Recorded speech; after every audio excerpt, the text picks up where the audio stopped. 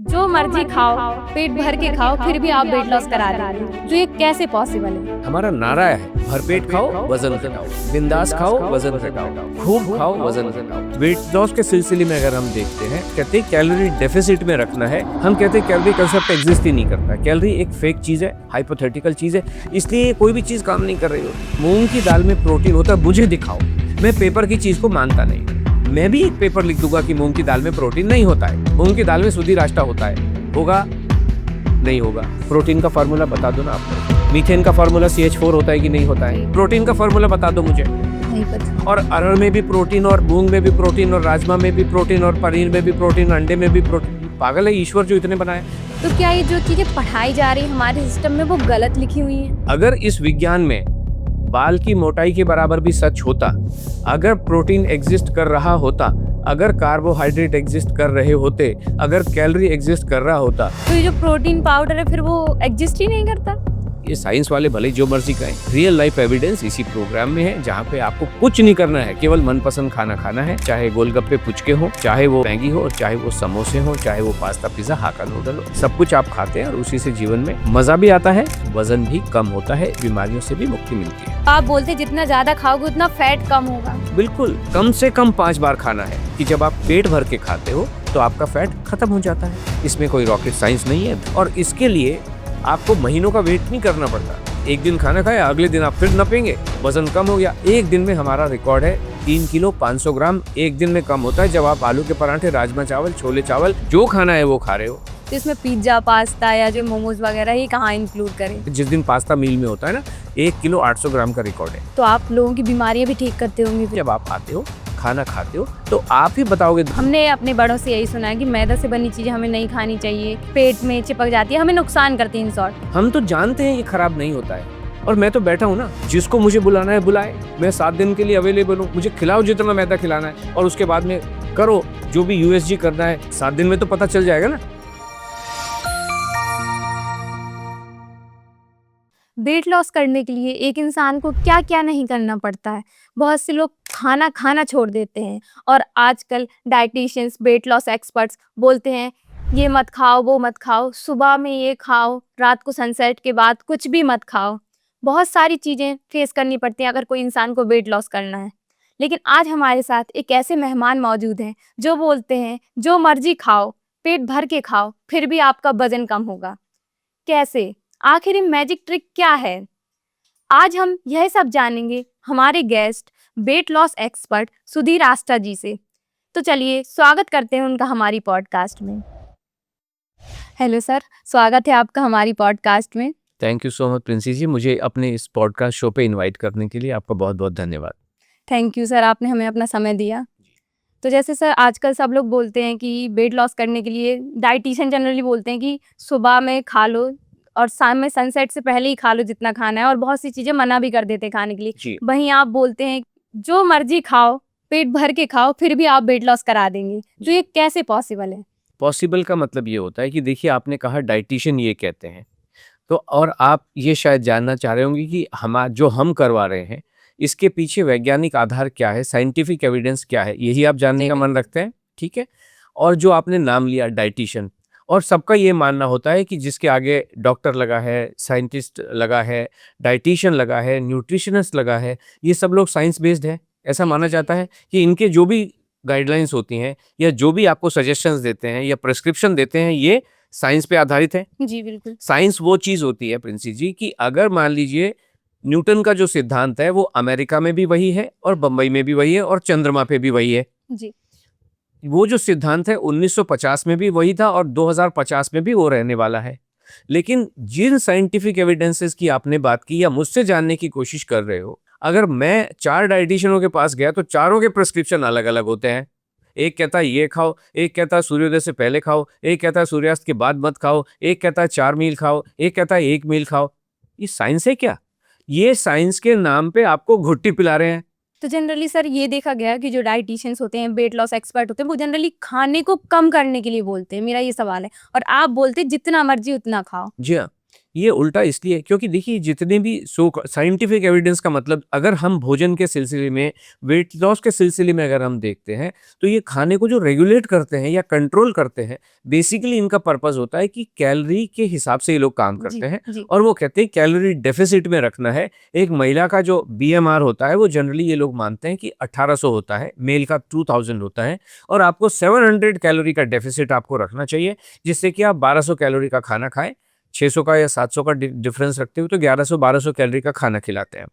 Mail को 1300-1400 का खाना खिलाते हैं। हम कहते हैं कैलोरी कंसेप्ट एग्जिस्ट ही नहीं करता है। कैलोरी एक फेक चीज़ है, हाइपोथेटिकल चीज़ है, इसलिए कोई भी चीज़ काम नहीं कर रही होती। अगर ये इतने करोड़ों लोग साइंटिस्ट भरे हुए हैं, एक-एक इंस्टीट्यूट में अगर आप देखें जो होम साइंस पढ़ रहे हैं, 250 से ज़्यादा फैकल्टीज़ हैं हमारे देश में जहाँ पे न्यूट्रिशन या डायटेटिक्स पढ़ाया जा रहा है। जी। इसी तरीके से डॉक्टर्स हैं और दुनिया भर में लोग बैठे हुए हैं, लेकिन किसी का कल्याण हो नहीं रहा है। ये जो मोटे लोग हैं, ओबीस जो हैं या ओबेसिटी, ये समस्या बढ़ती चली जा रही है। इसीलिए प्रधानमंत्री जी ने भी वक्तव्य दिया है कि 2050 तक भारत का हाल तो बहुत ही बुरा हो जाएगा। तो ये अगर साइंस एग्जिस्ट कर रही है और ये करोड़ों एक्सपर्ट बैठे हुए हैं, तो ये इतनी बुरा हाल क्यों होता जा रहा है? हो क्यों रहा है? क्यों? ये सब आपको गलत दिशा में ले रहे हैं और सब इसीलिए खाइयों में कूद गिरते चले जा रहे हैं। कहीं से रास्ता दिखाई नहीं देता है कि कहाँ मैं जाऊँ? धनिये का पानी पीऊँ कि जीरे का पानी पीऊँ? हर व्यक्ति आपने जैसे सुना होगा, इधर जा रहा है, कभी उधर जा रहा है, कभी गोलियाँ खा रहा है, कभी कैप्सूल खा रहा है, कभी जिम जा रहा है। क्यों? इसका मतलब रास्ते सारे के सारे गलत हैं। रास्ता तो एक ही ठीक होता है ना। आप जी। बम्बई से चले दिल्ली पहुँचे, एक रास्ता ठीक है। बाकी सब रास्ते पहुँचा सकते हैं, लेकिन उनमें आप लहूलुहान होके पहुँचोगे। और दूसरा रास्ता हमारा है, हम कहते हैं बॉस कुछ भी करना नहीं है, आप खाना खाइए। और ये सब चीज़ें साइंटिफिक भले ही इसका एविडेंस ना हो। क्यों नहीं है साइंटिफिक एविडेंस? क्योंकि हम आपके लाइफ़स्टाइल पे काम करते हैं। लाइफ़ का मतलब सिर्फ़ ब्रेकफ़ास्ट ही नहीं हुआ या सूर्योदय सूर्यास्त से पहले खाना खाना नहीं हुआ। लाइफ़ का मतलब क्या होता है कि आपके 24 घंटे में आप क्या कर रहे हो? और कोई भी विज्ञान ऐसा नहीं हो सकता है कि जो आपके 24 घंटे को नाप सके। वो लोग क्या नाप सकते हैं साइंस वाले? कि आपने एक गोली बनाई है, इस गोली का क्लिनिकल ट्रायल हम कर सकते हैं। साइंटिफिक एविडेंस का मतलब है कि 40 लोगों के ऊपर आपके फंडे को टेस्ट। अपनाया। और वो कहते हैं कि उस केस में अगर आप आलू का पराठा खिला रहे हो ना, तो सब लोगों को एक ही पराठा खिलाने का है। एक पराठे का असर देखेंगे। अरे उसको भूख लगी है, आपको मान लीजिए 4 पराठे की भूख है, मुझे 6 की भूख है तो मैं 4 खाऊँगा। तो वो फंडा इन लोग इसलिए इसका क्लिनिकल ट्रायल हो नहीं सकता है हमारे प्रोग्राम का। मैंने बहुत ट्राई किया लैबोरेटरीज़ के साथ बैठ के। और अगर किसी के पास है, कोई लैबोरेटरी वाला चाहता है कि ट्रायल करे, तो बॉस हम बैठे हुए हैं, आपकी जो फीस है हम देंगे, जहाँ पे आना है वहाँ आएँगे। और उसके अलावा ऊपर से 10,000 रुपए का नकद इनाम और देंगे। लेकिन कोई इस ट्रायल को करने के लिए तैयार नहीं है, क्योंकि ये सब गोली कैप्सूल को तैयार करने हैं कि जिसको आप अगर मैंने लाइफ़स्टाइल आपको बेच दी, मैंने आपको बेचा मतलब मैंने आपको अगर लाइफ़स्टाइल समझा दी, 90 दिन में समझा दी, तो आप उसको जीवन भर लेके चल सकते हो ना। जी। लेकिन अगर मैंने आपको एक प्रोडक्ट दिया, तो आप जीवन भर के लिए मुझसे प्रोडक्ट खरीदना पड़ेगा। मेरी दुकान मेरी बल्ले-बल्ले हो गई कि नहीं हो गई? जी, जी। लेकिन आपके साथ अगर आज का हमारा जो सिद्धांत है, उसके लेके अगर आप चल रहे हो, एक 90 डेज़ के लिए दोबारा हमारे पास आने की ज़रूरत नहीं है। आप अपना और अपने पूरे परिवार का, पूरे जीवन भर के लिए कल्याण कर सकते हो। आने वाली पीढ़ियों के लिए भी आपका कल्याण हो सकता है। इसलिए इसका रियल लाइफ एविडेंस है। देखिए साइंटिफिक एविडेंस जब होता है, तो उसका पर्पस क्या होता है कि आपके जीवन में परिवर्तन आए। साइंस से आपके जीवन में परिवर्तन आए और रियल लाइफ एविडेंस बने। साइंटिफिक एविडेंस पेपर पे लिखे हुए को साइंटिफिक एविडेंस कहते हैं। और हम चाहते हैं कि जीवन में आपके सबूत इकट्ठे हों, जो भी व्यक्ति करना चाहे उसके जीवन में कल्याण हो और रियल लाइफ एविडेंस हो, आपके जीवन में परिवर्तन कर सके। लेकिन ऐसा हो नहीं रहा है। तो इसलिए जिसको जो भी चीज़ आपको साइंटिफिक एविडेंस के नाम पे घुट्टी पिलाई जा रही है, वो बिल्कुल गलत है, मिथ्या है, एकदम फेक है और फिक्शनल है। वो जीवन में कल्याण कर नहीं सकती है। तो कहीं न कहीं आप ये बोल रहे हैं कि एक इंसान को अपना लाइफ़स्टाइल चेंज करना चाहिए, जिसके बाद वो अपना मेंटेन कर सकता है वेट वगैरह। जी हाँ, बिल्कुल। देखिए, लाइफ़स्टाइल हम नहीं कह रहे चेंज करना चाहिए। ये साइंटिफ़िक वर्ल्ड वाले ही कह रहे हैं कि जितनी भी ये मोटापा जो प्रॉब्लम है या डायबिटीज़ जो प्रॉब्लम है, ये लाइफ़स्टाइल डिज़ीज़ेज़ ही कहा जाता है। इसका मतलब कि आपकी लाइफ़स्टाइल ठीक न होने की वजह से आपको ये परेशानियाँ हैं, जिसको ओबेसिटी कहें या कुछ भी कहें। और हम क्या कर रहे हैं, जैसे हमने आपकी लाइफ़स्टाइल ठीक करी, जब लाइफ़स्टाइल ठीक करेंगे तो डिज़ीज़ खत्म हो गई कि नहीं हो गई? जिस डिज़ीज़ का आधार ही लाइफ़स्टाइल है, हमने लाइफ़स्टाइल ही ठीक कर दी, तो डिज़ीज़ हेल्थ बन गई। तो ये इतना ही सरल है। और आपने ये भी बोला है कि जितना ज़्यादा खाओगे उतना फैट कम होगा। जैसे हम जो खाते हैं, आप कैलोरी काउंट, लेकिन आप उस चीज़ को मानते नहीं हैं। जो हमारी बॉडी में जाएगा, तो वो कहीं न कहीं तो बॉडी को लगेगा ना। बिल्कुल लगेगा। तो आप बोलते हैं जितना ज़्यादा खाओगे उतना फैट कम होगा। बिल्कुल, हम ज़्यादा खाने को नहीं कह रहे, हम कह रहे हैं पेट भर के खाना है।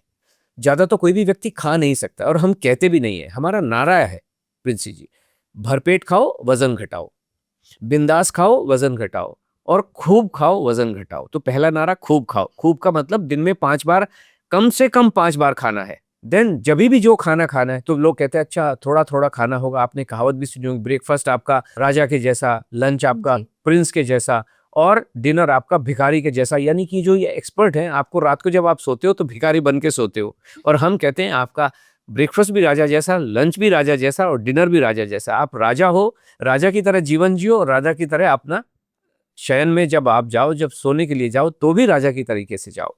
तो ज़्यादा खाना तो पॉसिबल भी नहीं है। एक व्यक्ति उतना ही खाना खा सकता है जितनी उसको भूख होती है। तो हम ये कह रहे हैं कि हम खा किस लिए रहे हैं? भूख मिटाने को ही तो जी। खा रहे हैं। तो हम तो यही कह रहे हैं कि बॉस जब खाने बैठे हो तो जितनी भूख है उतना खा लो। भूख मिटाने के ज़्यादा तो खाना पॉसिबल नहीं है। तो हम ये कहते हैं कि जब आप पेट भर के खाते हो तो आपका फैट खत्म हो जाता है।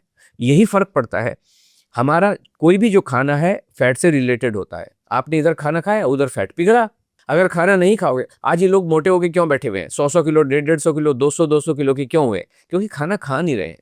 खाने से इनको डराया जा रहा है, खाने से हटाया जा रहा है। इवन जो पेट काट रहे हैं, जो सबसे लास्ट जो स्टेज होती है ओबेसिटी को हैंडल करने के लिए, वो होती है बेरिएट्रिक सर्जरी, जहाँ पे पेट ही काट देते हैं। इन सबका सिद्धांत वही है जो आपने बिल्कुल ठीक कहा। ये सब खाना नहीं खाने दे रहे हैं और हम कह रहे हैं खाना खा लो।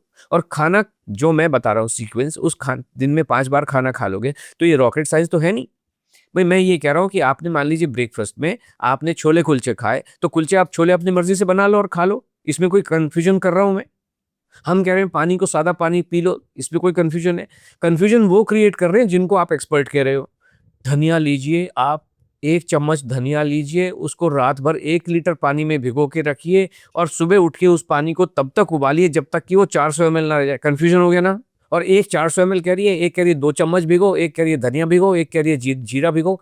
This is what is going on in life. और हम कह रहे हैं कुछ नहीं, आप पानी को सादा पानी की तरीके से पी लो। जीवन आसान हो गया कि नहीं हो गया? कि भई आप उठे, नल खोला, नल में से पानी निकाला और पी लिया। कुछ गरम ना करना, ठंडा नहीं करना। So this is what we are saying कि भई आप अपना मनपसंद खाना पेट भर के खा लो और उससे वज़न कम होगा। इसमें कोई रॉकेट साइंस नहीं है। धनिया के पानी में रॉकेट साइंस हो सकती है, बट वो आपको लेके तो कहीं जा नहीं रही। सादा पानी पीने से, नॉर्मल खाना खाने से जीवन में कल्याण है और इसके लिए आपको महीनों का वेट नहीं करना पड़ता। आपने इधर खाना खाया, एक दिन खाना खाया, अगले दिन आप फिर नपेंगे, वज़न कम हो गया। एक दिन में हमारा रिकॉर्ड है 3 किलो 500 ग्राम एक दिन में कम होता है जब आप आलू के पराठे, राजमा चावल, छोले चावल 5 खाने दिन भर में खा रहे हो, पेट भर के केले खा रहे हो, लीची खा रहे हो, अंगूर खा रहे हो, मैंगो खा रहे हो, जो खाना है वो खा रहे हो। लेकिन जो खा रहे हो खाने में ऐसा नहीं होता है कि कुछ आड़ी-तिड़ी बाजरा-वाजरा तो हमारे प्रोग्राम में होता नहीं। बाजरा खाओगे तो वज़न बढ़ने ही वाला है, ओके? लेकिन गेहूँ खाओगे तो वज़न कम होने ही वाला है। तो जो सब कुछ खाओ का मतलब जो जो चीज़ें आपके स्वास्थ्य के लिए अच्छी नहीं है, उनको ही तो हम ठीक कर रहे हैं। या आपकी जो प्रोसेस है, मान लीजिए कुछ बनाने की, इडली बनाने की प्रोसेस आपने गलत कर दी है, तो उसको हम ठीक कर रहे हैं। हम कर क्या रहे हैं? आपने सुना होगा नॉर्थ में जब इडली बनाते हैं तो वो सूजी की इडली बनाते हैं। जी। तो हम कहते हैं सूजी की इडली, इडली नहीं होती भाई। इडली मतलब वो जो हमारे साउथ से जो आती है, जो दाल-चावल की इडली बनी होती है, तो हम उसको मना कर देते हैं कि सूजी की इडली आपके स्वास्थ्य के लिए अच्छी नहीं होती, मत खाओ इसको। मतलब चीज़ के लिए कभी-कभार खाना इज़ ओके, बट हम जनरल लाइफ़स्टाइल ठीक कर रहे हैं, जनरली ठीक कर रहे हैं। सो ऐसा है। तो सर जैसे अभी आपने बोला कि आपका एक रिकॉर्ड है 1 दिन में 3 केजी वज़न कम करने का। तो ये कैसे पॉसिबल हुआ? उस व्यक्ति का क्या लाइफ़स्टाइल आपने चेंज किया जो 1 दिन में उसने 3 किलो वज़न कम कर लिया? 3 किलो नहीं, 3 किलो 500 ग्राम कम किया है। हमारा जो प्रोग्राम है ना, एक ही प्रोग्राम हम चलाते हैं, जो 90 दिनों का प्रोग्राम होता है। जी। और ये जो रूटीन मैं आपको बताने वाला हूँ, सब लोग यही फ़ॉलो करते हैं। तो 2 तरीके हैं, मैं जो बताऊँगा तो फ्री में भी हमें पैसे देने की ज़रूरत नहीं है, हमारे प्रोग्राम में आने की ज़रूरत नहीं है। जिसको मैं ये कहता हूँ, एकलव्य बन के भी आप तीरंदाज़ी सीख सकते जी। हो। लेकिन एकलव्य बन के तीरंदाज़ी करने में एक चीज़ होती है कि आप या तो कहीं पहुँच जाते हो, लेकिन फाइनली गुरु दक्षिणा के नाम पे आपको अंगूठा देना पड़ता है ना? कहीं न कहीं वो चीज़ होती, एनर्जी का ट्रांसफ़र होना ज़रूरी होता है। इसलिए जब लोग हमारे पास आते हैं, जहाँ धन लगे वहाँ मन लगे। प्रोग्राम तो ऐसा ही चलता है, लेकिन हमारे गाइडेंस में जब चलता है तो आप अर्जुन बन के बाहर निकलते हो, कर्ण भी नहीं बनते हो, अर्जुन बनते हो। और अर्जुन का ही नाम फाइनली एग्जिस्ट करता है, भले ही कितने भी लोग रहें। सो ये जो प्रोग्राम है, 1 तारीख को हमारा एक प्रोग्राम शुरू होता है। 90 दिन आप हमारे साथ चलते हो और इस 90 दिन में आपकी लाइफस्टाइल ट्रांसफॉर्म हो जाती है। इसलिए हम 1 महीने का प्रोग्राम भी नहीं करते, क्योंकि 1 महीने में वो रिजल्ट नहीं मिलते हैं और 6 महीने की जरूरत नहीं होती है। एक 90 डेज का प्रोग्राम आपका और आपके पूरे परिवार का जीवन कंप्लीटली बदल देने के लिए काफी होता है। और इसमें कोई भी दंड फंद करने नहीं है, खाना खाना है, चाहे बनाओ या ना बनाओ, मार्केट से बुलाओ, जो करना है करो। ओके, तो मैं आपको पहले मोटे तौर पे ये समझाऊं कि हमारे प्रोग्राम में, हमारी एडवाइस में कोई गोली, कैप्सूल, हर्बल सप्लीमेंट, कोई भी प्रोटीन शेक वगैरह कोई भी प्रोडक्ट बिल्कुल भी नहीं होता है। तो आप जीवन भर हमारे ऊपर डिपेंडेंट नहीं हो, है ना। देन इसमें कोई आपको एक्सरसाइज करने की भी जरूरत नहीं होती है कि भाई आपको जिम जाना है या योगा करना है या 10,000 कदम जाना है, ऐसा भी कुछ नहीं होता। योगा अब कब करने आप गए, कमर में लचक आ गई या मोच आ गई तो आप बेड रिडन हो जाते हो। जिम में भी कोई पैर के ऊपर आपके पास गिर गया या कोई गलत पोज हो गया तो उसके बाद में आप थके पके से रहते हो। तो कुछ भी करने की जरूरत नहीं है। बाजरा जवारी हम खिलाते नहीं है, काजू बादाम हमारे प्रोग्राम में कोई बीज बीज होते नहीं है। इससे जीवन में परेशानियां ही परेशानियां होती हैं। तो क्या करना होता है, मैं आपको रूटीन पूरा समझाने की कोशिश करता हूं। तो हमारा जो डेटा का स्टैटिस्टिकल एनालिसिस है ना, उसमें ये पता चलता है कि अधिकतर जो हमारे पार्टिसिपेंट हैं वो 6 बजे उठ जाते हैं। तो अभी क्योंकि इतनी बड़ा डाटा है तो हम ये मान के चल सकते हैं कि अधिकतर लोग दुनिया में 6 बजे उठ जाते हैं। उसके हिसाब से मैं रूटीन आपको बताने की कोशिश करता हूँ, जो हमारे पार्टिसिपेंट हर दिन फॉलो करते हैं। और एक दिन में 3 किलो 500 ग्राम का नया रिकॉर्ड अभी बना है। अभी तक रिकॉर्ड 2 किलो 900 ग्राम का था एक दिन का। सो एक दिन 1 तारीख को वो सुबह उठे, 6 बजे उठे और 1 ग्लास सादा पानी पिया, नॉर्मल पानी, कोई धनिया जीरा नहीं, कोई कॉपर का चांदी का पानी नहीं, नॉर्मल पानी आपने पिया। 1 ग्लास पानी पिया, 300 ml से ज्यादा नहीं, 250 ml, 300 ml मैक्सिमम सादा पानी पिया। और उसके बाद में वो गए वॉशरूम वगैरह, जो भी करना है करो। उठने के 2 घंटे के भीतर, यानी 8 बजे तक, अगर आप 6 बजे उठ रहे हो, 8 बजे तक आपको नाश्ता खा के खत्म कर देना चाहिए। नाश्ते में क्या होगा, आप पराठे खाइए। चाहे हम पहले दिन जब कहते हैं तो आलू के पराठे ही खा रहे होते हैं। कितने खाएंगे, पेट भर के खाएंगे। कैसे बनाएंगे, अपने टेस्ट के अनुसार, अपने परिवार के टेस्ट के अनुसार बनाएंगे। हम कोई रेसिपी देते नहीं है, ठीक है। तो आपने पराठे खा लिए। उसके बाद समय आता है लंच का।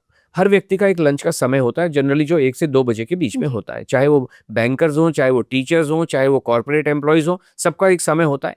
तो लेकिन होम मेकर्स का कभी कभी समय नहीं होता है कि भाई कभी 11 बजे खा लिया, कभी 3 बजे खा लिया, कभी खाया खा। तो हम ये कहते हैं, होम मेकर से भी हमारा यही रिक्वेस्ट है, आप अपना समय एक निर्धारित कीजिए, उस समय पे आप खा लीजिए। तो मान लीजिए अधिकतर लोग 2 बजे के आसपास खाना खा रहे हैं, तो खाने में लंच में क्या खाएंगे, दाल चावल रोटी सब्जी, चारों आइटम खाने जरूरी है हर मील में। ऐसा नहीं कि एक दिन दाल चावल एक दिन रोटी सब्जी, ऐसा नहीं है। हर दिन दाल चावल रोटी सब्जी खाने हैं। इसमें कंडीशन क्या है, रोटी केवल गेहूं की होगी, चावल केवल व्हाइट वाले होंगे, सब्जी आपकी मर्जी की, दाल आपकी मर्जी की, आप अपने टेस्ट के अनुसार बनाएंगे और उसको खा लेंगे। और ये चारों की जो मात्रा है लगभग बराबर मात्रा में होनी चाहिए। ऐसा नहीं कि चावल मुझे अच्छे नहीं लगते हैं तो थोड़े से ले लिए, ऐसा नहीं है। आपको आदतें बदलनी, इसी को हम ठीक कर रहे हैं। बहुत सारे लोगों को, किसी को चावल नहीं अच्छे लगते हैं, किसी को दाल अच्छी नहीं लगती है, किसी को रोटी अच्छी नहीं लगती है। तो हम ये कह रहे हैं, आप अच्छा लगाओ। यही तो लाइफस्टाइल चेंज है, जी। हो गया ना चेंज।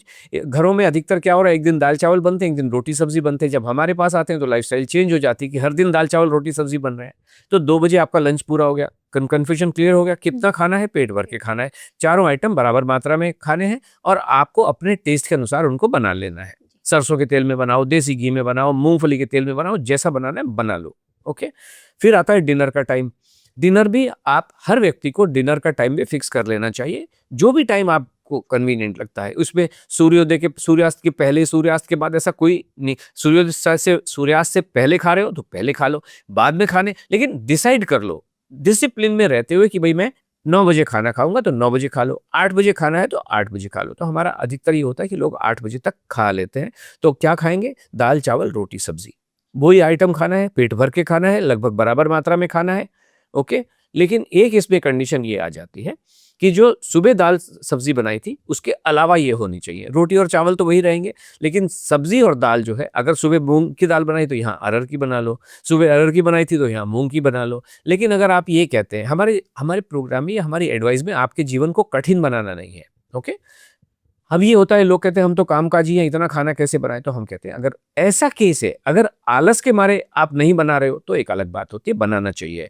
लेकिन अगर आपके प्रोफेशनल रिक्वायरमेंट है या हेल्थ रिक्वायरमेंट है कि आपका हेल्थ इस समय खराब है और आप बना नहीं सकते हो, तो इसको डबल बना लो, आधा बचा के रख लो और आधा शाम को खा लेना। लेकिन ताज़ा बनाना बिल्कुल ठीक होता है। आपके जीवन में अगर आलू नहीं है, अगर आप जैन समाज से आते हैं, आलू नहीं खाते हो, जो नहीं खाते हो मत खाओ, कोई खाने की ज़रूरत नहीं है। आप अगर नॉनवेज खाने वाले लोग हैं तो एग, फिश, चिकन भी पेट भर के खाइए, इसी खाने में समावेश कर लीजिए और लेकिन फिर 5 आइटम को बराबर मात्रा में आपको खाना चाहिए। क्लियर हो गया लंच और डिनर? अब आप कहेंगे कि ये तो 8 बजे से 2 बजे तक तो 6 घंटे का गैप, तो यहाँ पे आपको लगभग 10 बजे के आसपास या साढ़े 10 से साढ़े 11 के आसपास आपको खाना चाहिए फ्रूट, केवल फ्रूट। फ्रूट कैसे फ्रूट का क्या रूल है? एक इकलौता फ्रूट खाएँगे। केला खा इकलौता मतलब चाहे तो केला खा लो, चाहे तो ऑरेंज खा लो और हर दिन बदल-बदल के खाएँगे कि एक दिन ऑरेंज खाया, एक दिन केला खाया और कितना खाएँगे? कम से कम 200 ग्राम जो आपके पेट में जा रहा है। तो लीची खाएँगे तो आप ऐसे नापेंगे कि पहले लीची को तोल लिया, उसके बाद गिठली को तोल लिया, 200 ग्राम आपके पेट में जाना चाहिए। 200 ग्राम से ज़्यादा 500 ग्राम खाओगे, हमें कोई प्रॉब्लम नहीं, नापने-तोलने की ज़रूरत नहीं है, पेट भर के खाना है। फिर जी। आप कहेंगे 2 बजे से 8 बजे तक फिर बहुत ज़्यादा गैप हो गया, तो फिर हमें हमारा ये कहना है वहाँ पे आपको इवनिंग में 5 साढ़े 5 बजे 6 बजे के आसपास आपको कुछ स्नैक्स लेने चाहिए, जो उबली हुई मूँगफली हो सकती है, रोस्टेड मूँगफली हो सकती है, चना हो सकता है, उबला हुआ हो सकता है, रोस्टेड हो सकता है, उबले राजमा की चाट हो सकती है, वो आप खाइए, तो 5 मील हो गए और पेट भर के हो गए। जी। 5 मील आपको खाने ही हैं, आपके जीवन में कल्याण होगा, आनंद आएगा, स्किन बहुत अच्छी होगी, बाल बहुत अच्छे होंगे, टूटते हुए बाल खत्म हो जाएँगे, स्वास्थ्य आपका बहुत अच्छा होगा और जो भी हेल्थ इश्यू हो, चाहे वो साइनस की प्रॉब्लम हो, चाहे वो आँखों में चश्मा लगा हुआ हो, वो भी उतर जाने की उम्मीद होती है। दावा हम करते नहीं हैं, ये सारी चीज़ें आप हमारे जो पार्टिसिपेंट्स हैं प्रोग्राम के, उन्होंने ये सारी चीज़ें हासिल की हैं और वही मैं आपके सामने यहाँ पे रिपीट कर रहा हूँ कि क्या बेनिफिट हो सकते हैं। जी, बिल्कुल। आपने ये बोला कि जो एक व्यक्ति सिर्फ़ लाइफ़स्टाइल फ़िक्स कर ले टाइम, उस टाइम पे नाश्ता, लंच, डिनर करे, उसके बाद वो अपना वेट लूज़ कर सकता है। जो आपने बताया 3 किलो 500 ग्राम का, तो उसने ये डाइट फ़ॉलो करके जी हाँ। 1 दिन में अपना इतना वज़न कम कर जी लिया। हाँ, तो क्या होता है कि 1 तारीख से प्रोग्राम शुरू होता है, जी। तो 1 तारीख को आप क्या करेंगे कि जैसे पानी पिया, पानी पी के आप वॉशरूम वगैरह गए, एम्प्टी स्टमक हो गए। वहाँ पे आके आप अपना वज़न ले लेते हो, क्योंकि अब पेट में कुछ भी नहीं है। आप नाश्ता करने से जस्ट पहले आप अपना वज़न ले लेते हो और अपने टमी का मेज़रमेंट ले लेते हो और उसको रिकॉर्ड कर लेते हो, ठीक है? अब आपने दिन भर जो मैंने ये बताया, दिन भर आपने खाना खाया। अगले दिन आप फिर उठते हो, फिर पानी पिया, एम्प्टी स्टमक हो गया। फिर 7:55 के आसपास फिर आप अपना वज़न लेते हो। तो ये वज़न जो है 3 किलो 500 ग्राम 1 सितंबर को जो लिया था उसके मुकाबले 2 सितंबर को जब वज़न लिया गया 3 किलो 500 ग्राम का वज़न कम हुआ है। तो और ये अब हर व्यक्ति का 3 किलो 500 ग्राम नहीं है। जो नेक्स्ट अगर टॉप 10 को देखें मतलब जितने भी लोग ने पार्टिसिपेट किया 1 किलो 800 ग्राम तो गया ही गया है। ये तो रिकॉर्ड है मतलब टॉप। और इससे पहले का जो हमारा रिकॉर्ड था जो लंबे समय से वो 2 किलो 900 ग्राम का था। लेकिन अब जो नया रिकॉर्ड बना है सितंबर 2025 में ही बना है, वो 3 किलो 500 ग्राम का रिकॉर्ड बना है। अगर आप लोगों में भी कोई अपना वेट लॉस करना चाहता है, तो सर की बताई हुई डाइट प्लान ज़रूर करें और अपना वेट लॉस करें और कमेंट सेक्शन में हमें ज़रूर बताएँ कि इससे आपको फ़ायदा हुआ या नहीं। एक बात मैं दर्शकों को आपके चैनल के माध्यम से बता देना चाहूँगा कि ये जो रूटीन जो मैंने बताया है ना, इसको 7 दिन के लिए लेके चलें। उठें, पानी पिएँ, एम्प्टी स्टमक हो, वज़न नोट करें, ये रूटीन फ़ॉलो करें। अगले दिन फिर उठें, एम्प्टी स्टमक हो, वज़न को नोट करें, खाना खाएँ, रूटीन फ़ॉलो करें। 7 दिन तक कर लोगे, आपको पता चल जाएगा। 7 दिन में हमारे पास बहुत सारे लोग ऐसे आते हैं क्योंकि हमारी मंगलवार को ना एक रात को 8 बजे फ्री वेबिनार भी होती है। बहुत सारे लोग आते हैं कहते हैं, "सर, आपने जो कहा पॉडकास्ट पे या वेबिनार में आपने बताया, मैंने इसको फ़ॉलो किया। 1 हफ्ते में 3 किलो तक का वज़न कम होना संभव है।" बहुत सारे लोग आके बताते हैं हमको। वीकली वेबिनार में लोग अटेंड करते रहते हैं, उनको पता चलेगा कि कैसे नींद आनी अच्छी शुरू हो गई, कैसे एक लेडी आई इस्लामाबाद से उन्होंने जॉइन किया मतलब वेबिनार में जॉइन किया और उन्होंने कहा कि 22 साल से उन्होंने अनाज छुआ तक नहीं, ओनली प्रोटीन डाइट पे थी मतलब चिकन ही चिकन, चिकन ही चिकन, चिकन ही चिकन, पनीर खा रहे हैं, चिकन खा रहे हैं, मटन खा रहे हैं, पनीर ये कहते हैं, लेकिन कुछ नहीं हुआ। वो लेडी अच्छी खासी lady I think only 42 years की उनकी एज और वो बिस्तर पे मतलब एनर्जी नहीं बची इतनी कि कुछ करने के लिए। तो ये प्रोटीन होता है, मसल बनाता है, कुछ नहीं होता, ये सब बेकार की बातें। ये सब चीज़ें आपको बीमार बना रही हैं, आपके स्वास्थ्य के साथ खिलवाड़ कर रही हैं। नॉर्मल रहिए जो रूटीन और 7 दिन में आपको पता चल जाएगा आपका कितना वज़न कम हुआ। जी, बिल्कुल। तो जैसे अभी आपने ये डाइट बताई और जो हमारे आपने बताया न्यूट्रिशन, डायटीशियन और ये सब वेट लॉस एक्सपर्ट होते हैं, जो ये बताते हैं, तो कहीं न कहीं ये चीज़ उन्होंने पढ़ी है जब वो अपने मेडिकल का जी। परस्यू कर रहे थे। तो क्या ये जो चीज़ें पढ़ाई जा रही हैं हमारे सिस्टम में वो गलत लिखी हुई हैं? देखिए लिखी तो एक ही व्यक्ति ने है ना, जी। बाकी तो सब उनको पढ़ ही रहे हैं। अगर उस व्यक्ति ने कोई गलत कर दिया है, आज से 200 साल पहले, तो ये गलत तो रिपीट हो ही रहा है ना। वरना तो मैं यही कह रहा हूँ कि जीवन में तो कल्याण हो गया होता ना, समय के साथ कल्याण हो गया होता। मैंने आपसे क्या कहा कि अभी तक हमारा रिकॉर्ड 2 किलो 900 ग्राम था, अभी नया रिकॉर्ड 3 किलो 500 ग्राम का बनाना एक दिन का। जी। क्यों बना? क्योंकि समय के साथ इंप्रूवमेंट हुआ, लाइफ बेटर हुई, हेल्थ बेटर हुई। एक और समय के साथ किसी जिसको जो समस्या है वो हेल्थ में ठीक हो जा रही है, खाना खाने से ठीक हो जा रही है। या चश्मा कोई उतरवा सकता है क्या? हमारे पास तो एक डॉक्टर साहब ही थी, उन्होंने ही बताया कि उनको एक -1 एक -2, -1 वाला तो 6/6 हो गया और -2 वाला 0.5 रह गया। उन्होंने कहा कि मुझे पक्का पता है कि ये भी मेरा चश्मा 1 महीने में ये भी 0.5 जो बचा है ये भी 6/6 हो जाने वाला है। तो जितना भी हेल्थ इश्यूज है वो न्यूट्रिशन की कमी की वजह से होता है। जब आप न्यूट्रिशन लेते हो, और न्यूट्रिशन गोलियों में, डब्बों में, कैप्सूलों में या भूखे रह के न्यूट्रिशन नहीं मिलेगा। न्यूट्रिशन आपको खाने से ही मिल सकता है जो खुले आसमान के नीचे उगते हैं, चाहे वो फ्रूट के रूप में हो, चाहे वो रोटी के रूप में हो, चाहे सब्जी के रूप में हो। तो इसलिए खाना खाना बहुत जरूरी है। ये बाकी जो लोग आप जिन्हों का भी आपने नाम लिया, ये तो किताबें रट रट के आ रहे हैं। और जो किताब देखो क्या होता है कि आपने एक किताब रटी, वो किताब आपको पढ़वा कौन रहा है? वो मास्टर जी पढ़ा रहे हैं जिन्होंने भी वही किताब रटी है। अब वो क्योंकि मास्टर हैं, जाओ रट चुके हैं, एमएससी कर चुके हैं, पीएचडी कर चुके हैं, तो वो आपको पढ़ा रहे हैं। और पढ़ा रहे हैं मतलब आपको कैसे बीएससी मिलेगी कि आप एक एग्जाम लिखेंगे, वो क्वेश्चन भी फिट हैं, उनके आंसर भी फिट हैं। अगर वो जो आंसर है वो किताब से मैच किया तो आपके 100 में से 100 नंबर, मैच नहीं किया तो आपके 100 में से 10 नंबर। और फिर वो झूठ को रिपीट करते करते जब आप जा रहे हो तो आपने कहा आहा, प्रिंस जी आपके तो 100 में से 100 नंबर आए हैं, और आप वही झूठ को रट रट के लोगों के जीवन में करते हो। तुम्हें 700 कैलोरी का डेफिसिट रखना है और उसके घुटने खराब हो जाते हैं। 700 डेफिसिट का मतलब है कि आप खाना खा नहीं रहे हो, आपकी हड्डियां कमजोर हो जाती हैं, आपकी मसल्स कमजोर हो जाती हैं, फैट और बढ़ता चल। जब आप भूखे रहते हो तो फैट इकट्ठा होता चला जाता है, खाना फैट में कन्वर्ट नहीं होता है, खाना फैट को गलाता है। भूखे रहने की वजह से आपका फैट इकट्ठा होता है। It is as simple as. ये आपने जो डिसाइड किया कि हमें ऐसे तरीके से वेट लॉस करना है, ये आपको कैसे आइडिया आया? ये आइडिया एक्चुअली मेरा नहीं है। इस प्रोग्राम की अ, क्या कह रहे हैं, इन्वेंशन जो किया है, इसका आविष्कार है, ये एक्चुअली रिसर्च नहीं है। रिसर्च का मतलब क्या होता है? कोई चीज़ ऑलरेडी एग्जिस्ट कर रही है, आपने उसको टेढ़ा मेढ़ा किया, लेफ्ट पहिए को राइट पहिए में लगा दिया, राइट पहिए को पीछे लगा दिया, वो होती है रिसर्च। ये है नई खोज। जैसे आइंस्टाइन ने रिलेटिविटी की खोज की, या थॉमस एडिसन ने बल्ब की खोज की। 1,000 एक्सपेरिमेंट फेल होने के बाद, ऐसा माना जाता है, किताबों में लिखा हुआ है कि एडिसन ने जब बल्ब बनाया 10,000 बार फेल हुआ, तब जाके वो बल्ब का निर्माण हुआ। कभी बल्ब फेल तो रात भर वो चिंता में रहता था, दिन रात इसी बारे में सोचता था, कैसे ठीक करूं, कैसे ठीक करूं, कैसे बल्ब बनाऊं। फाइनली एक दिन उन्होंने बल्ब बनाया। ये सारी किताबों में, बहुत जगह जितनी भी मेंटेनेंस मैनेजमेंट की बुक्स होती हैं, आपको जीवन में आगे ले जाने की किताबें होती हैं, उनमें सब में ये सारी चीज़ें लिखी गई हैं। बिल्कुल लगभग कुछ ऐसा ही आशा जी के साथ भी हुआ। वो स्पोर्ट्स की पर्सन है। स्कूल में देखिए बच्चों के पास एंटरटेनमेंट के प्रोग्राम क्या होते हैं कि खेल कूद ही जी। होता है, और खेल कूद होता है तो वहाँ पे कंपटीशन होता है। कंपटीशन का मतलब क्या होता है कि आपको अव्वल आना है। कोई भी ये नहीं चाहेगा कि भाई मैं सचिन को क्रॉस करूं या इसको कोहली को क्रैक, उसके रिकॉर्ड तोड़ूं। स्पोर्ट्समैन पर्सन का यही मतलब होता है कि मैं अव्वल रहूं, सबसे आगे रहूं। और स्पोर्ट्स का जो मिनिमम रूप होता है वो होता है आपकी रेसिंग। तो आशा जी हमेशा से हर व्यक्ति की बचपन में एक एक तरीका होता है, जी। एक पर्सनैलिटी का हिस्सा होता है। तो ये वो स्पोर्ट्स पर्सन थी, दौड़ भाग करती थी, खो खो खेलती थी, जो भी करना है, लेकिन पर्पस यही था कि अव्वल रहूं। एक बार उनकी किसी क्लासमेट ने उनको बीट किया होगा, तो उनको लगा होगा कि यार बीट कैसे हो गया, मतलब I should be unbeatable always, number 1 आनी चाहिए। तो फिर पता किया, पढ़ा, कैसे हुआ कि भाई आपको अव्वल रहने के लिए एक चीज़ तो ज़रूरी है, और वो है एनर्जी होनी चाहिए। और फिर एनर्जी के बारे में पता किया, स्कूल में जो फूड पिरामिड पढ़ाते ही पढ़ाते हैं, तो ये बात भी निश्चित हो गई कि अगर आपको एनर्जी चाहिए तो वो एनर्जी तो खाने से ही आएगी। वो अंडे से आ सकती है, रोटियों से आ सकती है, पराठे से आ सकती है। इनके घर में अंडा अलाउड नहीं था, लेकिन बच्चे के मन में आया, तब तो छोटी थी, तो अंडा भी लेके आए, भले दादाजी से मारपीटी हो या जो भी किया हो। तो उस तरीके से मन में एक बात तो थी कि जीवन को खूबसूरत बनाने के लिए एनर्जी की ज़रूरत है, और एनर्जी के लिए खाना खाना ज़रूरी है।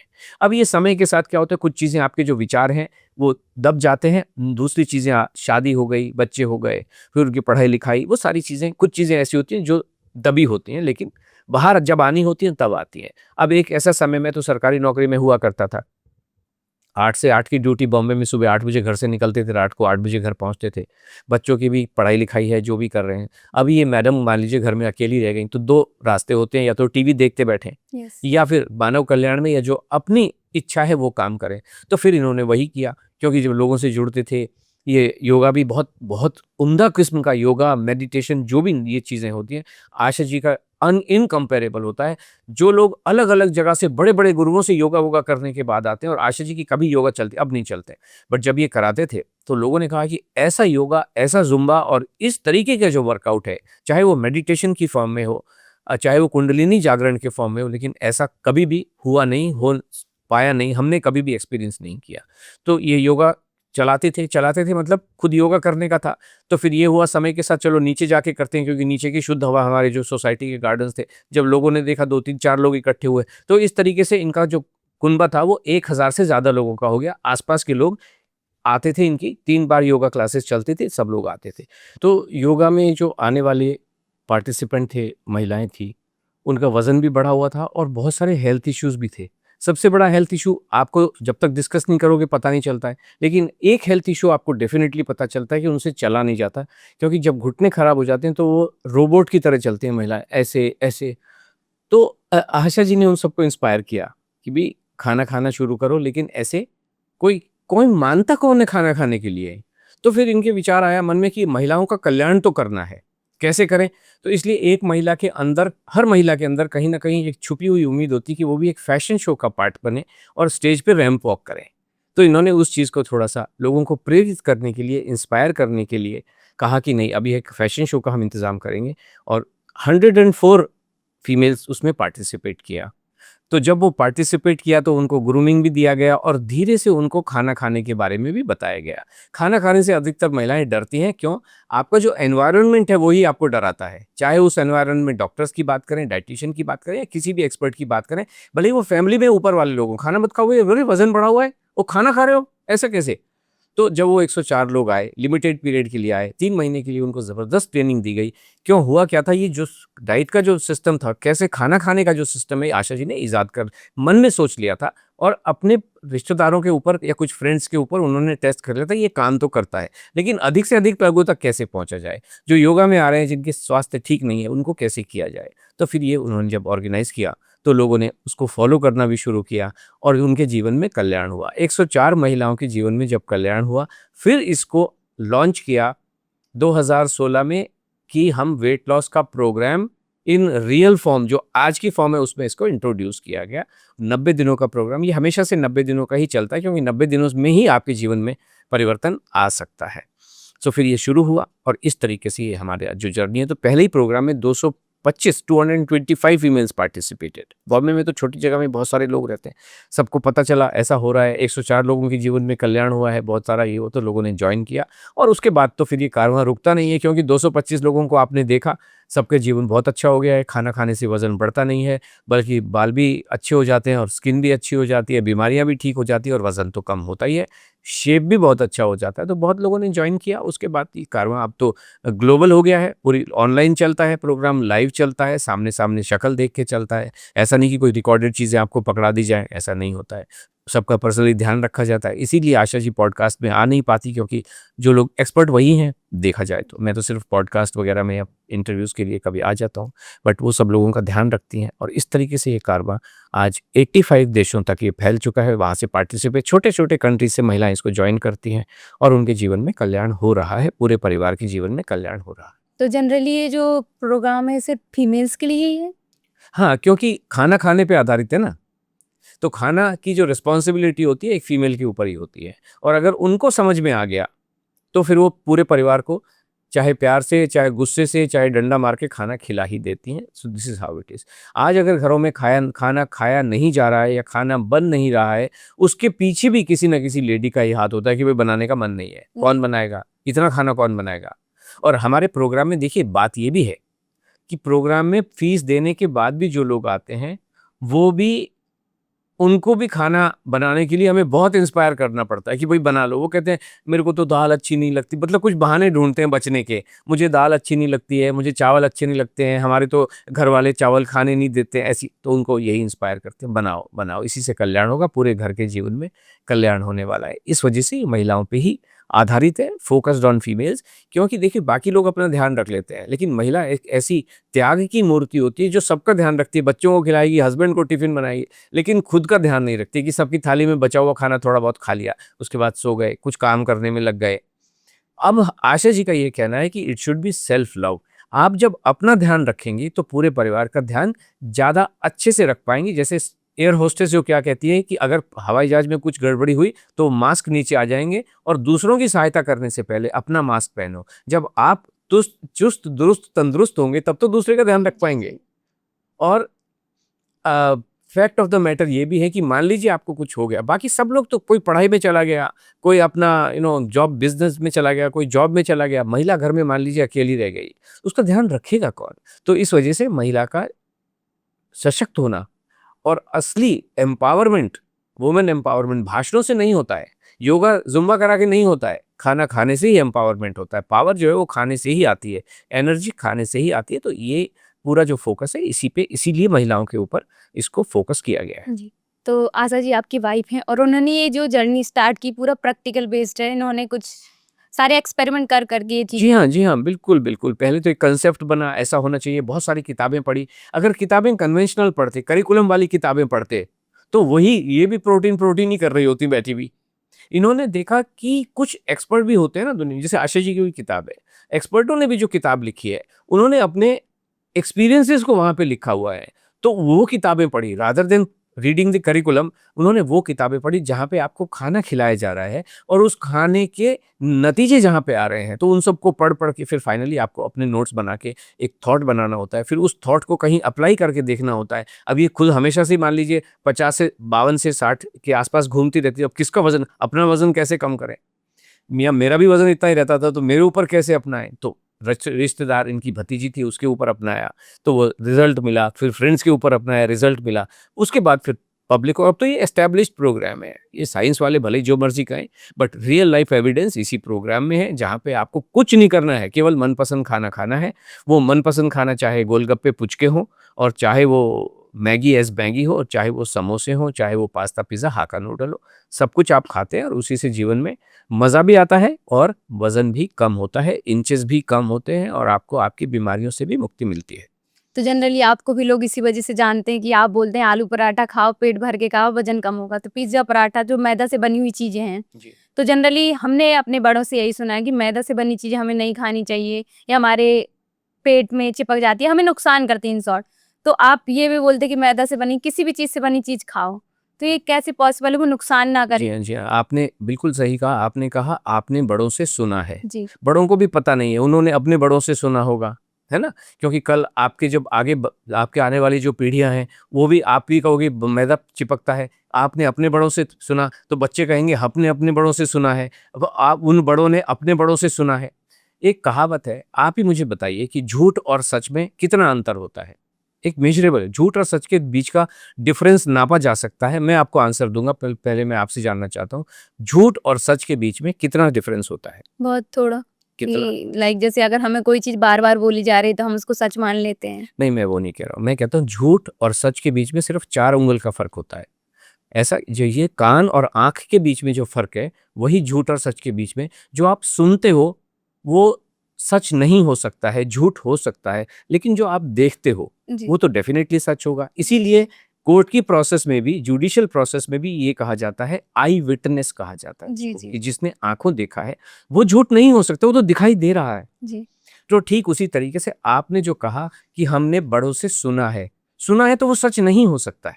लेकिन हमने तो देखा है, हमारे तो पार्टिसिपेंट पास्ता, पिज़्ज़ा, हाक्का नूडल, पाव भाजी, बर्गर, सैंडविच, मोमोज़ खा रहे हैं और वज़न कम कर रहे हैं। तो जो भी सुनी, ये तो आई विटनेस है ना? इसमें तो कानों सुनी नहीं है, तो आँखों देखी है। इसी तरीके से एक चीज़ होती है जानना, एक चीज़ होता है मानना। तो ये जो बड़ों ने मान लिया है या लोगों ने मान लिया है कि पराठा या सॉरी जो मैदा है वो पेट में जम जाता है या अच्छा नहीं होता है, ये मानने वाली बात हो गई। हम तो जानते हैं ये खराब नहीं होता है, और मैं तो बैठा हूँ ना, जिसको मुझे बुलाना है बुलाए, मैं 7 दिन के लिए अवेलेबल हूँ, मुझे खिलाओ जितना मैदा खिलाना है, और उसके बाद में करो जो भी यूएसजी करना है कि भाई मैदा पेट में जमा हुआ है। 7 दिन में तो पता चल जाएगा ना। ये कहते हैं कि मैदा तो चिपक जाता है पेट में, आंतों में जाता ही नहीं है बाहर, तो खिलाओ मुझे जो पास्ता पिज़्ज़ा खाना है, खिला दो, क्या प्रॉब्लम है? ऐसा बिल्कुल भी नहीं है, सब झूठ बातें हैं। और आपने बिल्कुल सही बात कही है। 2 चीज़ें होती हैं, या तो एक ही झूठ को एक ही व्यक्ति 100 बार बोलेगा तो वो सच लगने लगता है, और दूसरा एक ही झूठ को 100 लोग बोलेंगे तो वो सच लगने लगता है। इसी वजह से ये प्रोटीन, क्योंकि करोड़ों लोग बोल रहे हैं तो सबको सच लगने लगा, बट हमें तो पता है ना कि प्रोटीन नाम की कोई भी चीज़ नहीं होती है। अगर है तो मैं आता हूँ मूँग की दाल लेके आपके पास, 1 किलो मूँग की मुझे दिखा दो ना, मूँग की दाल में से ये रहा प्रोटीन। और प्रोटीन अगर एग्ज़िस्ट करता है, आप आज एग्ज़िस्ट करती हो तो आपका एक नाम एग्ज़िस्ट करता है ना, जी। और आपका एक स्ट्रक्चर एग्जिस्ट करता है। कोई भी व्यक्ति जो आपको जानने वाले लोग हैं, वो आपको फ़ोटो देख के बता देंगे, भाई ये तो प्रिंसी जी की फ़ोटो, बताएँगे कि नहीं बताएँगे? तो मुझे बता दो ना बॉस, मैं आता हूँ, उसमें से प्रोटीन निकाल के बता दो, माइक्रोस्कोप के नीचे लगाना है, जो मेथड से लगाना है, मुझे बता दीजिए ये मूँग की दाल आप लाए थे, ये प्रोटीन, ये रहा इसके अंदर प्रोटीन, 1 वो किलो में इतना प्रोटीन होता है, बात खत्म हो गई। हाथ कंगन को आरसी क्या, पढ़े लिखे को फारसी क्या, ये तो अदरवाइज़ बक-बक, किसी को पता थोड़ी है। एक व्यक्ति ने ये 1835 में लिख दिया प्रोटीन होता है, दाल में 6 ग्राम प्रोटीन होता है, मैं तो कहता हूँ नहीं होता है। प्रोटीन नाम की कोई चीज़ ही नहीं होती, हम यही कह रहे हैं।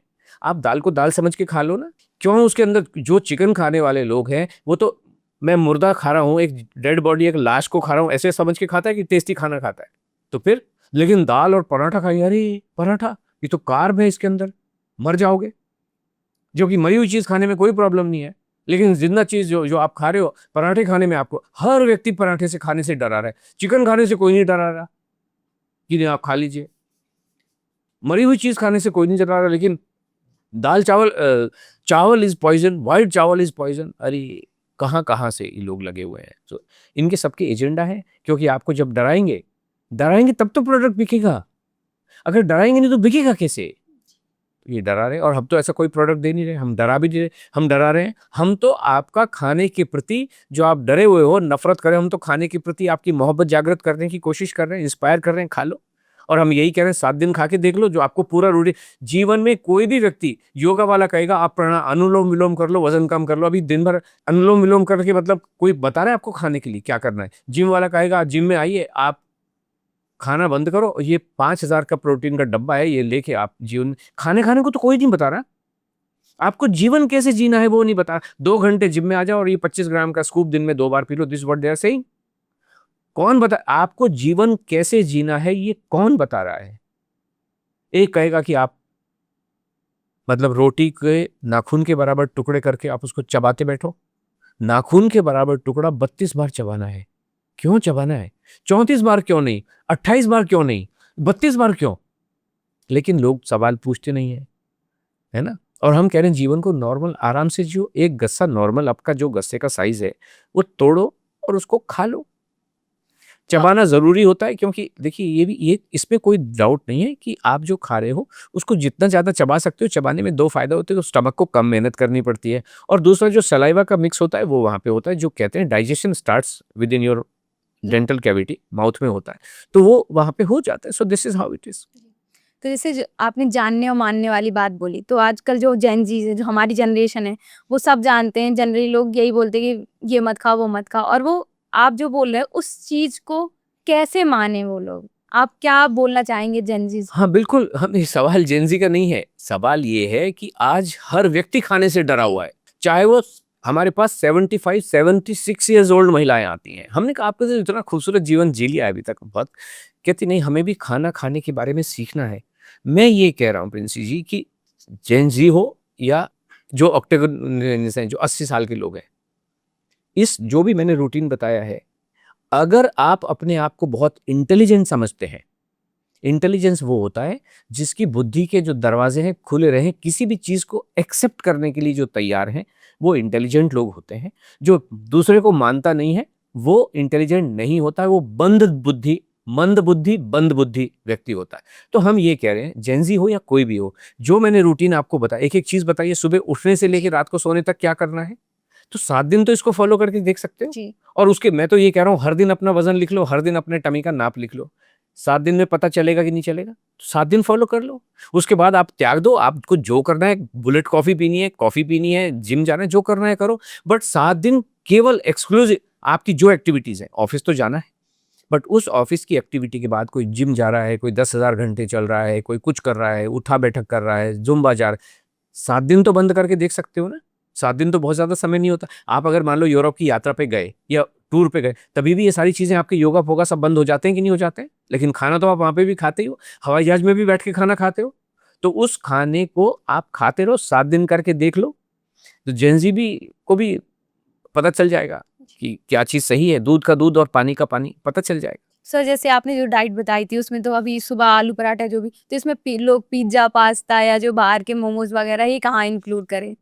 मैं बताता हूँ, देखिए, जिनका भी वजन बढ़ा हुआ है या जिनका सेहत ठीक नहीं है, वजन क्यों बढ़ता है? वजन बढ़ने का जो मैंने आपको बताया कि आपका डाइजेस्टिव सिस्टम खराब हो गया, क्योंकि आप खा नहीं रहे हो, तो वो डाइजेस्टिव सिस्टम जो है वो गड़बड़ हो गया होता है। तो मैंने 7 दिन का ये जो रूटीन बताया, ये क्यों बताया कि 7 दिन में या 14 दिन में, 14 दिन में हम कुछ भी नहीं दे रहे, दाल चावल रोटी सब्जी के अलावा, एग फिश चिकन मैंगो केला ग्रेप्स, यानी कि जो नॉर्मल खाना है, 7 दिन हम भी वही, 14 दिन हम भी वही खिलाते हैं। 7 दिन मैंने आपको टेस्टिंग करने के लिए कहा है कि 7 दिन आप टेस्ट कर लो, और अगर आगे जाता है तो 14 दिन तक आप इसको फॉलो कर लो। 14 डेज में आपका जो फटा हुआ डैमेज डाइजेस्टिव सिस्टम है वो रिपेयर हो जाता है। आप कभी भी जब साइकिल में आप ओलंपिक दौड़ना चाहोगे तो पंक्चर साइकिल के साथ नहीं दौड़ सकते हो, आपको उस पंक्चर को रिपेयर करना पड़ेगा। रिपेयर करने के लिए आपको उसके अंदर चिप्पी लगानी पड़ेगी, चिप्पी यानी खाने से ही आप उस चिप्पी लगाएंगे। पंक्चर जब आपके जो डाइजेस्टिव सिस्टम है वो ठीक हो जाता है 14 दिनों में।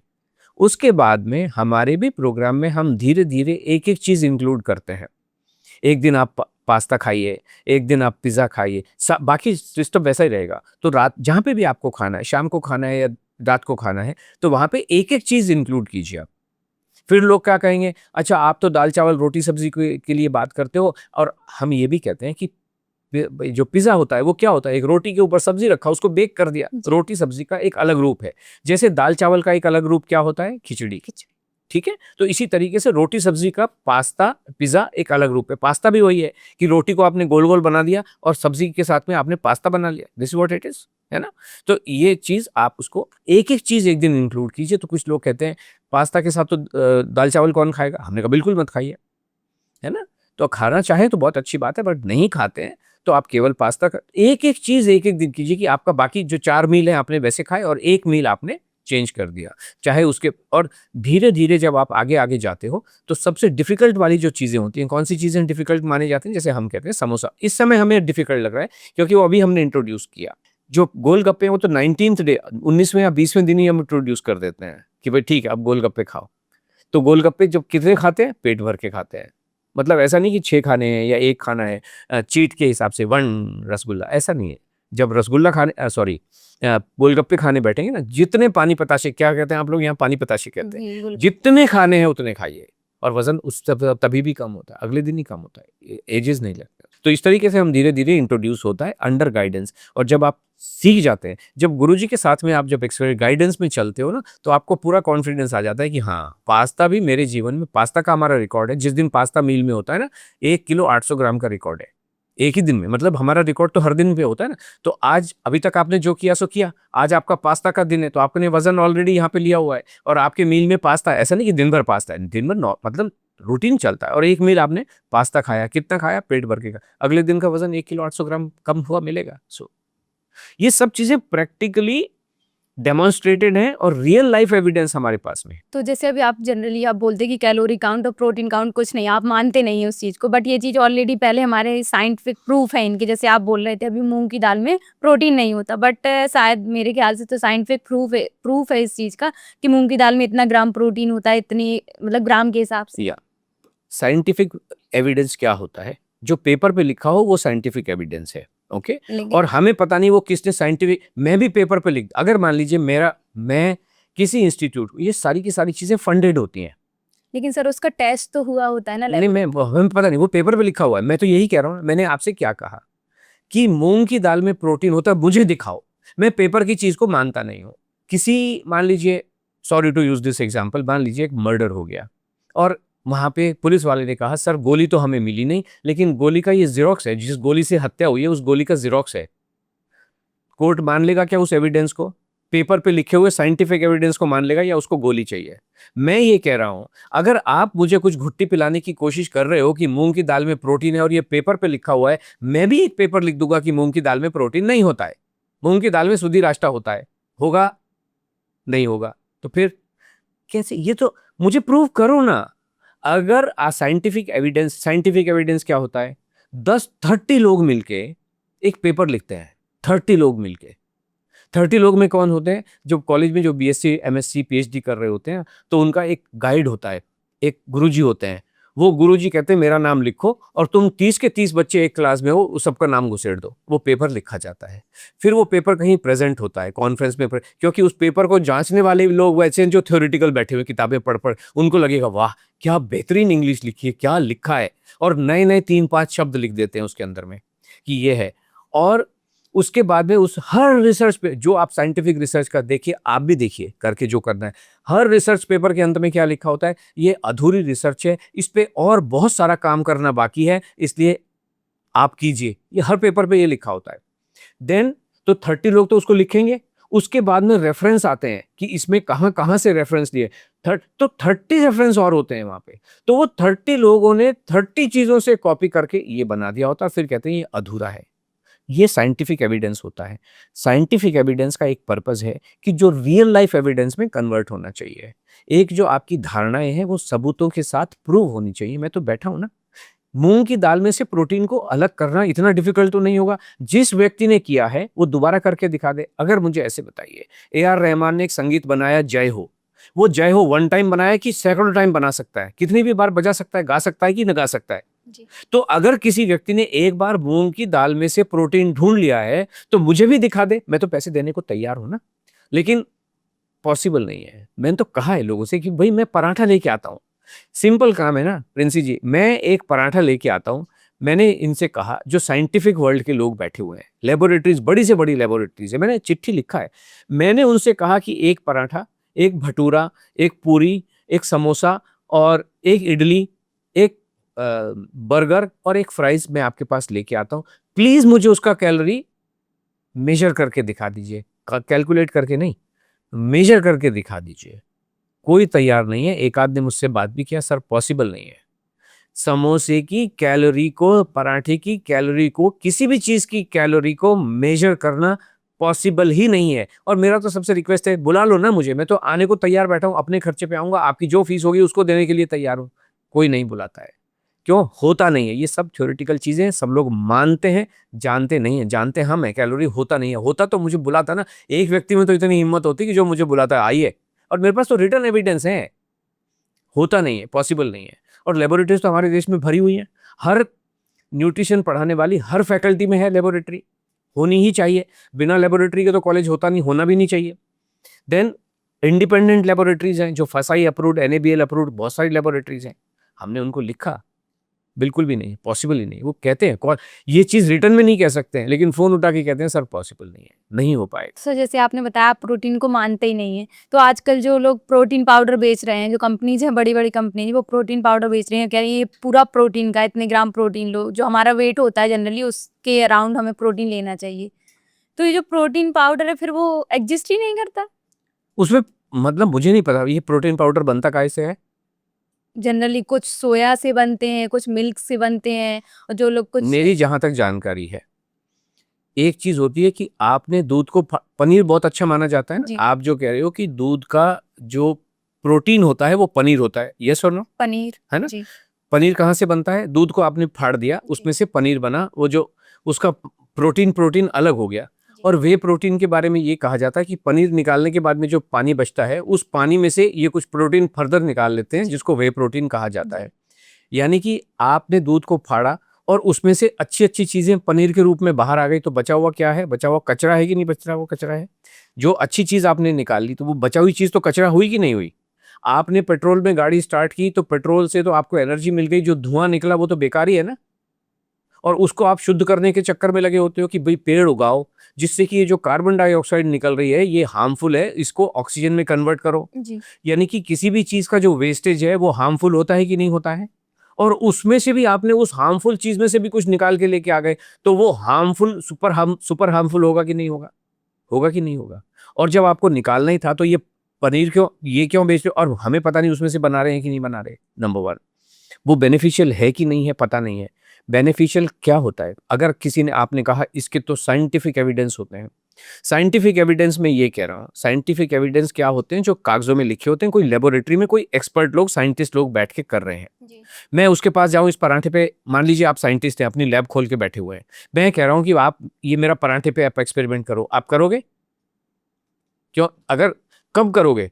आप बोलोगे मैं कर तो दूँगा और मैं बार-बार ये कह रहा हूँ, उसके लिए लेकिन फीस लगेगी। फीस कौन देगा? मैं दूँगा। आप इस पे एक्सपेरिमेंट कर रहे हो और फीस मैं दे रहा हूँ, तो क्या मैं ऐसी चीज़ लिखवाऊँगा आपसे? अरे! पराठा तो जीवन के लिए त्रासदी है, बहुत ही खराब चीज़ होती है। मैं आपसे ये कहूँगा मैडम जो इस पे करो ना, ऐसे शब्द बनाना कि बड़ा खूबसूरत लगे, साइंटिफिक वर्ड यूज़ करते हुए और इसके गुण ही गुण दिखाना। उसको तो अगर पैसे कोई और दे रहा होता तो एक अलग बात हो जाती है। आपने भी देखा होगा कि कुछ घी-वी के लोग सैंपल लेके बैठे हैं। Somebody else is getting it tested. Laboratory के जो टेस्ट हैं, जो कंपनी के टेस्ट हैं, वो कहते हैं हमारा देसी घी, हमारा तेल, हमारा शहद तो बहुत उम्दा क्वालिटी का है। लेकिन अगर कोई थर्ड पार्टी उसको लेके गया, तो पता चलता है कि वो पास नहीं हो रहे हैं। तो मैं अगर अपना प्रोडक्ट लेके जाऊँगा आपके पास और आपको खूब सारे पैसे दूँगा, तो क्या आप टेस्ट में ऐसा लिखोगे कि नहीं पराठा खराब होता है? नहीं लिखोगे। नहीं। This is what is scientific evidence is all about. मैंने एक प्रोटीन बनाया, मैंने आपको बताया मैं पुणे की एक लैब के पास गया, उनका क्वेश्चनेयर मेरे पास आया, उस क्वेश्चनेयर में जो 4 आइटम लिखे हुए मैं आपको दिखा सकता हूँ, अपने लैपटॉप लेके चलता हूँ। उन्होंने दिखाया है कि आप जो टेस्टिंग कर सकते हो, वो टेस्टिंग खाने की टेस्टिंग कभी भी नहीं कर सकते हो। जो टेस्टिंग है वो किसी प्रोडक्ट की हो सकती है, किसी गोली की, कैप्सूल की, पाउडर की, इंजेक्शन की हो सकती है, खाने की टेस्टिंग नहीं हो सकती है। तो जो पाउडर है उसकी हम पाउडर की ही टेस्टिंग की बात कर रहे हैं। तो वो टेस्टिंग तो मैं गया ना उसके पास लेके और उसको कहा कि अच्छी-अच्छी रिपोर्ट बना दो, उसने अच्छी-अच्छी रिपोर्ट बना दी। अब उसको टेस्ट कौन क सर्टिफ़ाई कौन करेगा? अब वो सर्टिफ़िकेशन ही अच्छा मिल गया ना मेरे को। लेकिन मेरे पराठे को तो टेस्ट करने को तैयार नहीं है क्योंकि वो मेरी कंडीशन के हिसाब से वो टेस्ट करने को तैयार नहीं है। तो लेकिन जो हमारी फसाई की टीम है, जो हमारे गवर्नमेंट के द्वारा है, तो वो लोग भी तो उसको रीचेक करते हैं, रीटेस्ट करते हैं ना। नहीं करते। उस वो फसाई वो जो लैबोरेटरीज़ हैं वो तो फसाई अप्रूव्ड लैबोरेटरीज़ है ना। लैबोरेटरी मार्केट में एग्ज़िस्ट क्यों करेगी? कोई भी एग्जिस्ट नहीं जब तक कि वो अप्रूव्ड कॉलेजेस जब एग्जिस्ट कर रहे हैं तो गवर्नमेंट से अप्रूव्ड होते हैं ना, तभी तो उनकी डिग्री मान्य होती है। जी। तो फसाई के पास लैब नहीं है, फसाई ने अप्रूव कर रखी है लैब। सरकार की एक लैब को भी मैंने लिखा जो हैदराबाद में आईसीएमआर है, उसकी एनआईएन की लैबोरेटरी, मैंने कहा मैं आता हूँ पराठा लेके, कोई जवाब नहीं है। कोई जवाब है नहीं क्योंकि दे नहीं सकते हैं वो जवाब, क्योंकि हमें पता है पराठा, एक आध ने जो हमें लिखा है ना, उन्होंने लिख दिया है कि पराठे की टेस्टिंग और उसके अंदर क्या है वो निकालना पॉसिबल ही नहीं है। आटे ही टेस्ट कर सकते हो, लेकिन उसमें क्या, मैं कहता हूँ नहीं होता, अभी क्या करोगे? मैं एक बात बताइए, साइंस का मतलब ये होता है, हम सब ने पढ़ा है, मैं बार-बार कई जगह भी ये बात कह चुका हूँ, क्योंकि सरल बात है, सबको समझ में आती है। मैं वैसी ही बातें करता हूँ, तो वो सरल बात जो है वो नॉर्मल होती है। पानी पी लो मतलब इट इज़ बहुत ही सरल बात है। हर व्यक्ति अगर मैं कहूँ धनिये का पी लो, कभी जीरे का पी लो, कभी कड़ी पत्ते का पी लो, वो एक अलग बात होती है।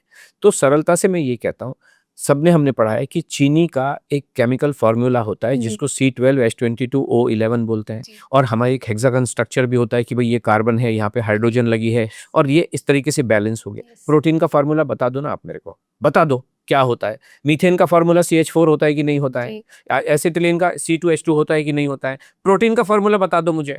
नहीं पता। और अरहर में भी प्रोटीन और मूँग में भी प्रोटीन और राजमा में भी प्रोटीन और पनीर में भी प्रोटीन, अंडे में भी प्रोटीन। ये पागल है ईश्वर जो इतने बनाए। अरे प्रोटीन नाम का एक ही प्रोडक्ट बना देता, एक प्रोटीन बनाता है, एक कार्बोहाइड्रेट बनाता है, एक फाइबर बनाता है, तीनों लोग मिला-मिलू के खा लो।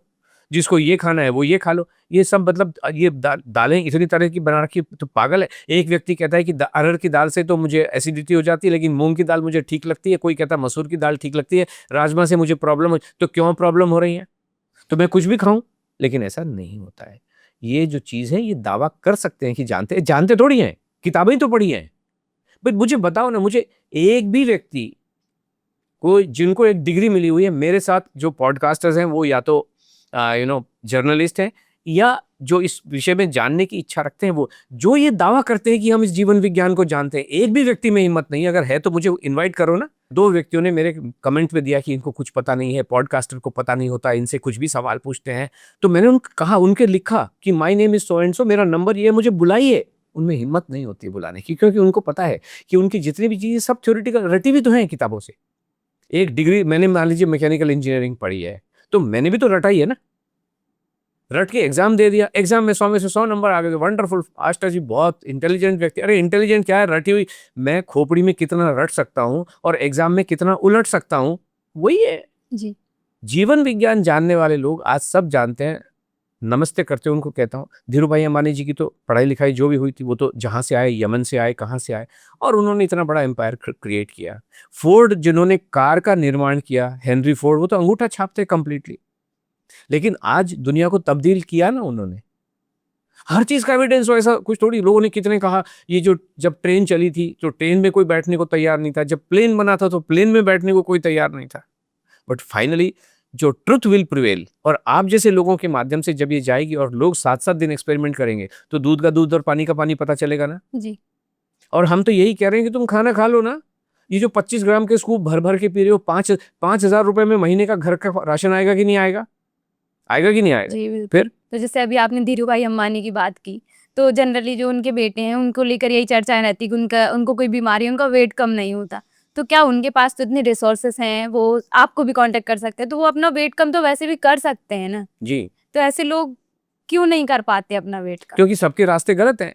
जो भी पढ़ाई लिखाई चल रही है, आप बिल्कुल मुद्दे की बात पे आए। मैं तो ये तो हमारा ब्रह्मास्त्र है कि अगर इस विज्ञान में बाल की मोटाई के बराबर भी सच होता, अगर प्रोटीन एग्जिस्ट कर रहा होता, अगर कार्बोहाइड्रेट एग्जिस्ट कर रहे होते, अगर कैलोरी एग्जिस्ट कर रहा होता, तो ये अंबानी जी 70 किलो के होते, और एक पॉइंट पे तो इनको 108 किलो वजन कम कर ही दिया था। और उस समय ये जो एक्सपर्ट थे मुझको पे ताव देके कहते, देखा मैं कितना बड़ा एक्सपर्ट हूँ, इनको ठीक कर दिया। अब जब वो उनका 108 कम किया, 125 जब बढ़ गया, अब सबने कहा जो आप भी कह रहे हो, तुम तो बीमार हो, तुम तो दवाई खाते हो, स्टेरॉइड लेते हो, जेनेटिक प्रॉब्लम है। आप उनका अब उनको ब्लेम देने लगे। हम तो कह ही रहे हैं, हमारा तो ओपन है। एक दिन तो उनको अगर कम करना है तो हमारे पास तो आना ही पड़ेगा। आप उनका डेफ़िनेटली वज़न कम कर सकते हैं अगर वो आपके डेफिनेटली, पास। Definitely, definitely. सारे लोग तो देखिए, सारे लोग दुनिया में एक ही जैसे हैं। उनको कहा गया है अस्थमा, अस्थमा तो ठीक हुआ क्या कि भाई उनको वो लेना पड़ता है, ये लेना पड़ता है। हमें पता नहीं, पब्लिक डोमेन में ये सारी चीज़ें लिखी हुई हैं। लेकिन अस्थमा वाले तो कितने लोग आते हैं, उनके तो छूट ही जाते हैं 6 महीने के अंदर, सॉरी 60 दिन के अंदर या 30 डेज़ के अंदर, 1 महीने के अंदर ये कंप्लीटली ठीक हो जाती हैं। आप आपका इन शॉर्ट आप ये बोलते हैं जो हमने अपनी लाइफ को इतना कॉम्प्लिकेट कर रखा है कि हम प्रोटीन ढूंढ रहे हैं, ये ढूंढ रहे हैं, वो हम जो पहले खाते थे दाल चावल रोटी वो खाएं और चीज़ों को कॉम्प्लिकेट ना करें तो हम हेल्दी रह पाएंगे। बिल्कुल, हेल्थ का नाम वही है कि जो आप नेचर से जो चीज़ें मिल रही हैं, हम तो प्रोसेस करने नहीं, हम मना करते हैं कि प्रोसेस, जिस चीज़ को प्रोसेस करना है वो करना है। मान लीजिए लौकी को सब्जी बनाने के लिए लौकी को काटा, तो वो प्रोसेस नहीं है, वो तो खाने का एक तरीका है। जी। प्रोसेस क्या होता है? लौकी का जूस पीना एक प्रोसेस होता है। क्यों? आपने कुछ चीज़ ग्रहण कर ली और कुछ चीज़ फेंक दी। This is what it is. तो वो चीज़ प्रोसेस है, और हम तो मना करते हैं कि आटा भी आपको गेहूं पिसवा के ही लेना चाहिए, पैकेज जो भी आइटम है। अब हर चीज़ को आप घर में नहीं बना सकते हो, लेकिन टू द एक्सटेंट पॉसिबल।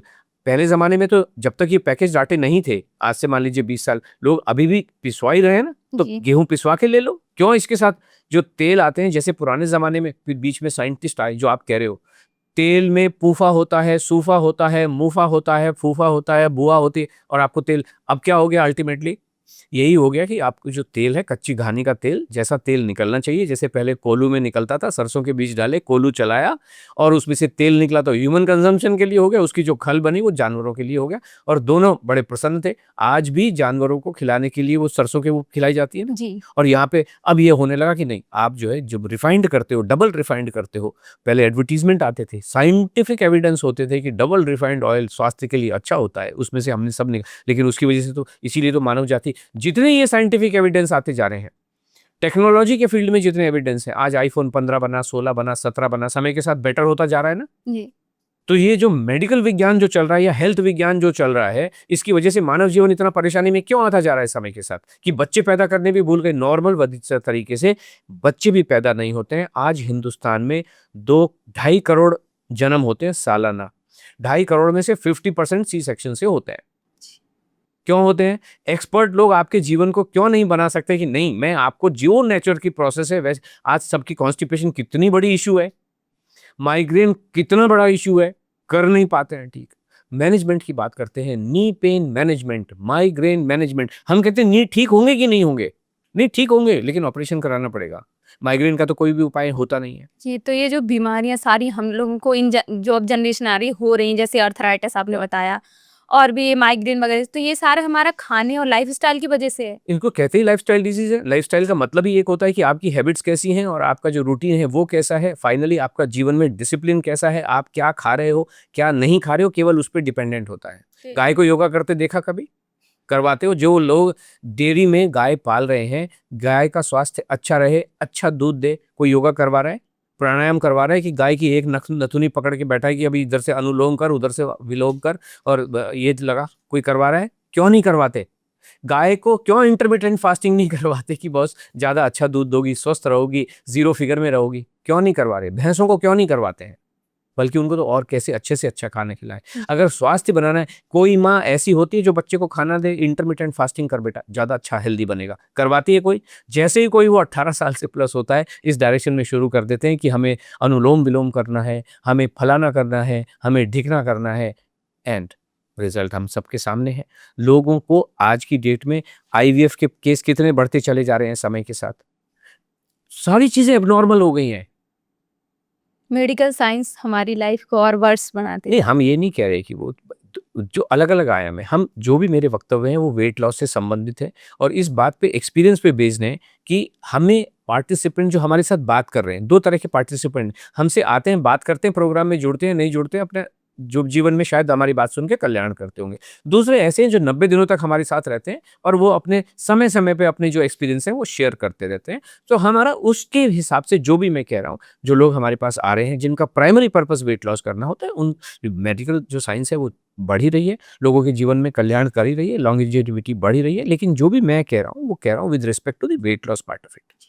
तो आप लोगों का लाइफस्टाइल चेंज करते हैं उस प्रोग्राम के थ्रू, तो आप लोगों की बीमारियां भी ठीक करते होंगे फिर। हम बीमारी ठीक नहीं, करने में लाइक उस लाइफस्टाइल बीमारी, मैं इसको ऐसे कहता हूँ कि जब वेट लॉस करने के लोग हमारे पास आते हैं, तो वो बहुत सारी समस्याओं से ग्रसित हो सकते हैं। क्योंकि ये भी कहा जाता है जब आपका वेट बढ़ा हुआ होता है तो बहुत सारी प्रॉब्लम होती है। किसी को माइग्रेन है, किसी के बाल गिर रहे हैं, किसी के हीमोग्लोबिन ठीक नहीं है, किसी को एसिडिटी की प्रॉब्लम है और हम कुछ नहीं कर रहे हैं, हम तो आपके लाइफ़स्टाइल को ठीक कर रहे हैं, खाना खा लो।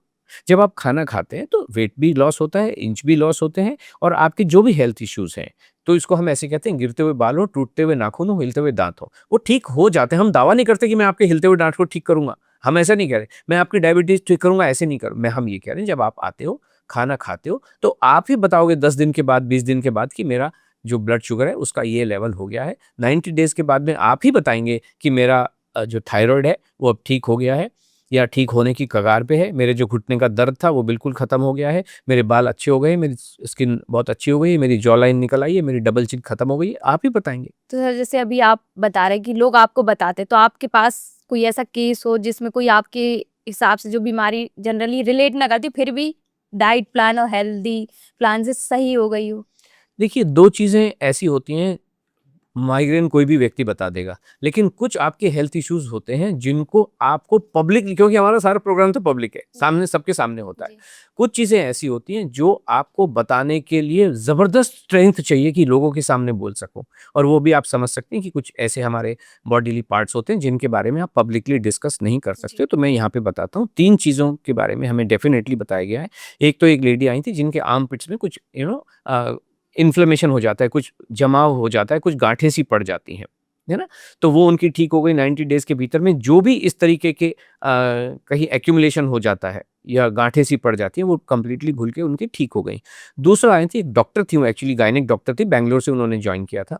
उनको वेजाइनल ड्राइनेस रहती थी।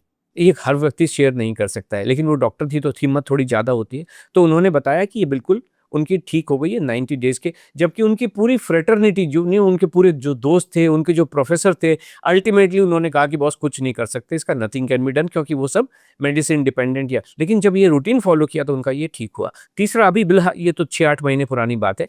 तीसरी जो चीज़ है इस समय जो हमारे पास नई आई है, वो एक लेडी ने कहा कि उनकी जो पाइल्स हैं वो बिल्कुल ठीक हो गई हैं, जो काफ़ी लंबे समय से उससे वो परेशान थीं। तो ये एक ऐसी चीज़ है जो जनरली कोई शेयर करता नहीं है। लेकिन बाकी जो सारी चीज़ें जो शेयर करते हैं, वो सारी चीज़ें तो ठीक हो ही रही हैं, चाहे वो थायरॉइड हो, चाहे वो एक लेडी डॉक्टर ही हैं वो, उनकी आँखें ठीक हो गई। एक में -1 का चश्मा था, एक में -2 का था और वो कहती है मैं समय-समय पे चेक करती रहती थी। कभी जिसने जो बताया वो सारी चीज़ें ट्राई किया, लेकिन आँख ठीक होती नहीं थी, क्योंकि वो डॉक्टर है तो उनको पता चलता है कि रीडिंग कर के जैसे भी हो। तो उन्होंने कहा इस प्रोग्राम में 90 डेज़ के बाद मेरी जो -1 वाली थी वो 6/6 हो गई है और जो -2 वाली थी वो 1. 0.5 ठीक हो चुकी है, केवल 0.5 बचा है, वो भी उनको पता है कि वो जल्दी ही ठीक हो जाएगा। ये सारा जो हेल्थ इश्यूज है, जो मैंने आपको थोड़े एग्जाम्पल के माध्यम से बताए, बहुत सारी महिलाएं ऐसी आती हैं जिनको हेमोग्लोबिन 10 से ऊपर जाता ही नहीं है, वो इंजेक्शन लगवाएं, जो मर्जी आयरन खाएं, लेकिन ये खाना खाएंगे तो 12 प्लस तो बड़े आसानी से टच कर जाता है। तो ये इस टाइप की चीजें हैं, यानी कि जो लोग परेशान हैं बहुत लंबे समय से और उनको कहीं राहत नजर नहीं आ रही है, चाहे वो घुटने के दर्द हो। एक लेडी आई 66 साल की थी, कान में घंटियां ही बजती रहती हैं हर टाइम, कहते हैं 90 दिनों में वो घंटियां बिल्कुल, अभी सोचो आपके कान में हर समय घंटी बजे तो कैसा लगेगा, है ना, तो उसको टिनिटस बोलते हैं। तो what I am saying is कि ये सारी की सारी जो परेशानियां, अब हमें पक्का पता है कि जो भी आपके हेल्थ इश्यूज हैं वो सारे आपके न्यूट्रिशन की कमी की वजह से होते हैं, और न्यूट्रिशन आपको जब खाने से मिलता है, भरपूर खाने से मिलता है, तो आपका स्वास्थ्य ठीक हो ही जाता है, वो कुछ भी हो। जी। तो जैसे आप बोलते हैं कि आलू पराठा खाओ, जो ऑयल होता है, जैसे हम लोग अपना बॉडी टेस्ट कराते हैं तो उसमें कोलेस्ट्रॉल वगैरह भी होता है, गुड और बैड। तो जनरली ये सब पाया गया है कि जो हम लोग तला हुआ भोजन करते हैं तो उससे कोलेस्ट्रॉल बढ़ता है। तो फिर लोग बोलते हैं कि कोई बोलता है लौकी का जूस पियो, जैसे आप बोलते हैं लौकी को सिर्फ काट के सब्जी बना के खाओ, करेक्ट। उसका जूस नहीं पियो, वो नुकसान करेगी। तो फिर ये चीजें कोलेस्ट्रॉल वगैरह को कैसे कम करती हैं? आपने कहा तली हुई चीजें खाते हैं, कौन तला हुआ खा रहा है भाई? ये वंस इन, आप 24 घंटे पूरी पूरियां खाओगे तो एक अलग बात होती है, 24 घंटे भटूरे खाओ, आपके एक मील में कभी कभार आपने भाई या तो समोसा खा लिया या पकौड़े खा लिए, इतना ही तला हुआ होता है ना। सुबह से क्या कढ़ाई चढ़ी हुई है क्या कि तले हुए खाए जा रहे हो?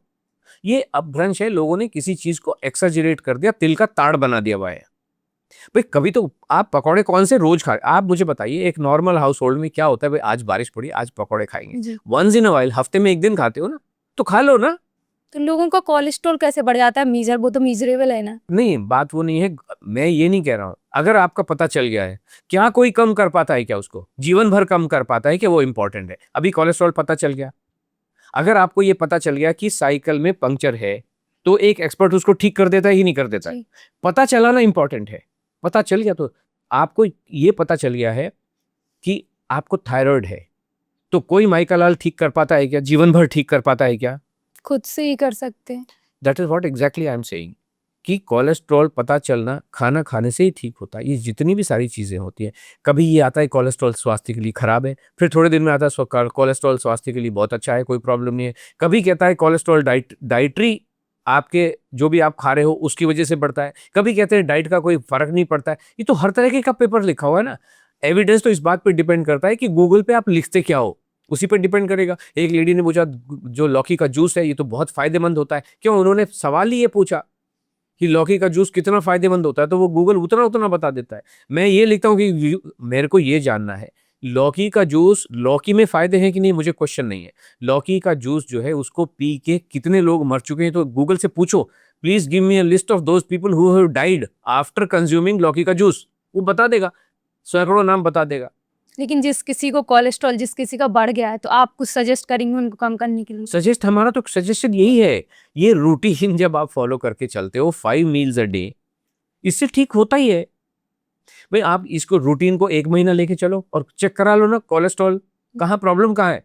आपने कहा ये मेजरेबल है, जी। रूटीन मैंने आपको बता दिया, जी। ठीक है? आपका जैसा रूटीन चल रहा है, मतलब अगर मेडिकल आपकी मेडिसिन चल रही है, आपको मेडिकल आपका रिपोर्ट पता है यहाँ पे, कल से या नहीं पता है तो आप करा लो, लिपिड प्रोफाइल करा लो और उस रूटीन को फॉलो करो और देखो महीने भर बाद क्या होता है, पता चलेगा। महीने भर बाद के 14 दिन, हमारे पास एक पार्टिसिपेंट आए, खंडेलवाल जी थे, वो मुझे नाम याद नहीं, अग्रवाल, 50 यूनिट्स ऑफ उनका कोलेस्ट्रॉल एक हफ्ते में, बेटे का भी, उनका भी, उनकी श्रीमती जी का भी, तो सारे वीडियो हमारे पास अवेलेबल है। वो उस समय ट्रैवल कर रहे थे, कहीं 5 स्टार होटल में रुके हुए थे और उन्होंने कहा कि मेरा 50 यूनिट्स ऑफ कोलेस्ट्रॉल कम हो गया। अभी 50 units of cholesterol in 1 month कम होता है, और ये तो वही बता रहे हैं, हमें नहीं पता। हम तो इन सब, हमारा प्रोग्राम तो वेट लॉस के लिए है, ये सारी चीजें तो एडेड बेनिफिट होता ही होता है। और जैसे आपकी एक रील सुनी थी मैंने जिसमें आपने बोला था कि बीट रूट जो हम लोग मानते हैं कि हमारे हेल्थ के लिए अच्छा होता है, खून बढ़ाने में मदद करता है। आपने बोला था शायद कि बीट रूट हमारे खून को और गंदा करता है। हाँ, लेकिन मेरा खुद का एक्सपीरियंस है, मैंने अपना बॉडी चेकअप कराया था तो मेरे को जो होता है ना कि हीमोग्लोबिन काउंट होता है, जो भी होता है वो ब्लड कम था। तो मैंने कुछ 1 या 1.5 हफ्ते मैंने बीट रूट खाए, 1 या 2। उसके बाद मैंने अपना 1 महीने बाद चेकअप कराया तो मेरा अपने आप बढ़ गया खून। तो वो तो फ़ायदा किया ना मुझे। मुझे पता नहीं आपने कौन से डिसिप्लिन वे में खाया, हो सकता है कि उस पीरियड ऑफ टाइम में आपका जो बाकी डिसिप्लिन भी अच्छा हो गया हो, बिकॉज आप एक डिसिप्लिन वे में कुछ काम करने की कोशिश करी। अभी जो पूरा जो उसका क्रेडिट है वो सिर्फ बीट रूट को, हो सकता है उस बीच में आपने दाल चावल रोटी सब्जी अच्छे खाए हो। क्या आपने एक डिसिप्लिन वे में अपना जीवन फॉलो किया? क्या लिख के फॉलो किया कि हाँ मैंने ये किया, बाकी सब चीजें मेरे जीवन में जैसी थी वैसी की वैसी थी, और केवल मैंने बीट रूट को इंट्रोड्यूस किया और मेरा जीवन में कल्याण हुआ? मैंने जो मेरा पहले का डाइट प्लान था सेम रहा, बस थोड़ा बीटरूट और थोड़ा-सा चीज़ें मतलब जैसे फ्रूट्स वगैरह बीटरूट हाँ, अब ये आपने अभी तो फ्रूट को आपने क्यों एग्जाम्पल नहीं दिया कि फ्रूट को आपने क्यों इस चीज़ का क्रेडिट नहीं दिया? अभी आपको भी पता नहीं आपने क्या किया, क्योंकि वो एक एड हॉक बेसिस पे आपने जीवन में परिवर्तन कर लिए। इसलिए क्रेडिट जो है वो किसी और चीज़ को जिसको नहीं जाना चाहिए था। मैं कहता हूँ अगर आप फ्रूट को वैसे ही इंट्रोड्यूस कर लेते, बी अगर मान लीजिए आपका 10 से 12 हुआ है, तो हो सकता है बीटरूट ना खाते तो 14 हो जाता। मैं ये कह रहा हूँ। मेरा तो सीधे 10 से 13 क्या ऑलमोस्ट 14 हो गया था। हाँ, नहीं वो अच्छी बात है, लेकिन वो उसका जो क्रेडिट है केवल बीटरूट को दिया जा सके ऐसा आप ही कह रहे हो, वो पॉसिबल नहीं होता है। लेकिन आपने जो चीज़ बोली कि बीटरूट हमारे खून को गंदा कर देता है, तो आप कैसे बोल सकते हैं? नहीं, हमारे पास आ रहे हैं ना लोग बाग। हमारे पास बहुत सारे लोग आते हैं जिसको माइनर थैलेसेमिया कहा जाता है, जिसमें कि हीमोग्लोबिन 10 से ऊपर जाता ही नहीं है। हम सब बीटरूट तो हम मना करते थे, बिल्कुल भी खाना नहीं है। अगर खाना है तो उबाल के खाना है, क्योंकि उसके अंदर आप साइंटिफिक एविडेंस आप खुद ही लिख के देखें ना, बीटरूट को एनालाइज करें साइंटिफिकली। उसमें बहुत सारे केमिकल ऐसे होते हैं जो जो आपकी जैसे ऑक्जेलेट होते हैं, जो आपके स्वास्थ्य के साथ खिलवाड़ करते हैं। उसके अंदर कुछ बैक्टीरिया ऐसे होते हैं ज़मीन के अंदर से वो एब्जॉर्ब कर लेता है, जो अगर आप कच्चा खाओगे तो परेशान करता है। इसलिए हम कहते हैं अगर खाना भी है तो उबाल के खाना है उसको, या माइक्रोवेव करके खा लेना है। और आपको ये भी पता होगा, जैन समाज के अंदर ये जो भी रूट जी, वेजिटेबल्स जी, है जी। इनको मना करते हैं। जी, बिल्कुल। क्यों मना करते हैं? क्यों? कुछ चीजें ऐसी, आलू तो जनरली कोई कच्चा नहीं खाता है, उबाल के खाता है ना, ये पराठे के रूप में या सब्जी के रूप में, तो बट वो गर्म हो चुका होता है। बीट रूट एक ऐसी चीज है जो आप जनरली कच्चा खाते हैं या जूस निकाल निकाल के आप उसका जी। पी रहे होते हैं। तो इसलिए उसको नहीं, अगर किसी को खाना भी है तो पहली बात तो खाने की जरूरत, इतनी अच्छी अच्छी चीजें हैं ना, इसी को क्यों खाना है? आपको पता होगा चीनी दो चीजों से बनती है, या तो गन्ने से बनती है या तो बीट रूट से बनती है, बीट शुगर। जी। इसका मतलब इसके अंदर भयंकर रूप से स्टार्च होते हैं, जो स्वास्थ्य के लिए फंडामेंटली ठीक नहीं होते हैं। तो इसलिए नहीं खाना है। इसमें कुछ केमिकल्स भी ऐसे होते हैं, इसके अंदर बैक्टीरियल इन्फेस्टेशन भी हो सकता है। 2-3 तरह के बैक्टीरिया ऐसे हैं जो एक बार बॉडी में घुस गए तो आपके साथ खिल बहुत तहस-नहस आपके स्वास्थ्य को कर सकते हैं। इसलिए क्यों खाना? इतनी अच्छी चीज़ें हैं ना, मैंगो खाओ ना, केला खाओ। तो सब जैसे आप बोल रहे हैं कि आपने माना कि बीटरूट में ये होता है, ये कहीं लिखा हुआ है, आपने पढ़ा कि उसमें जो आपने बोला होता है। नहीं, नहीं, हमारा एक्सपीरियंस बेस्ड है।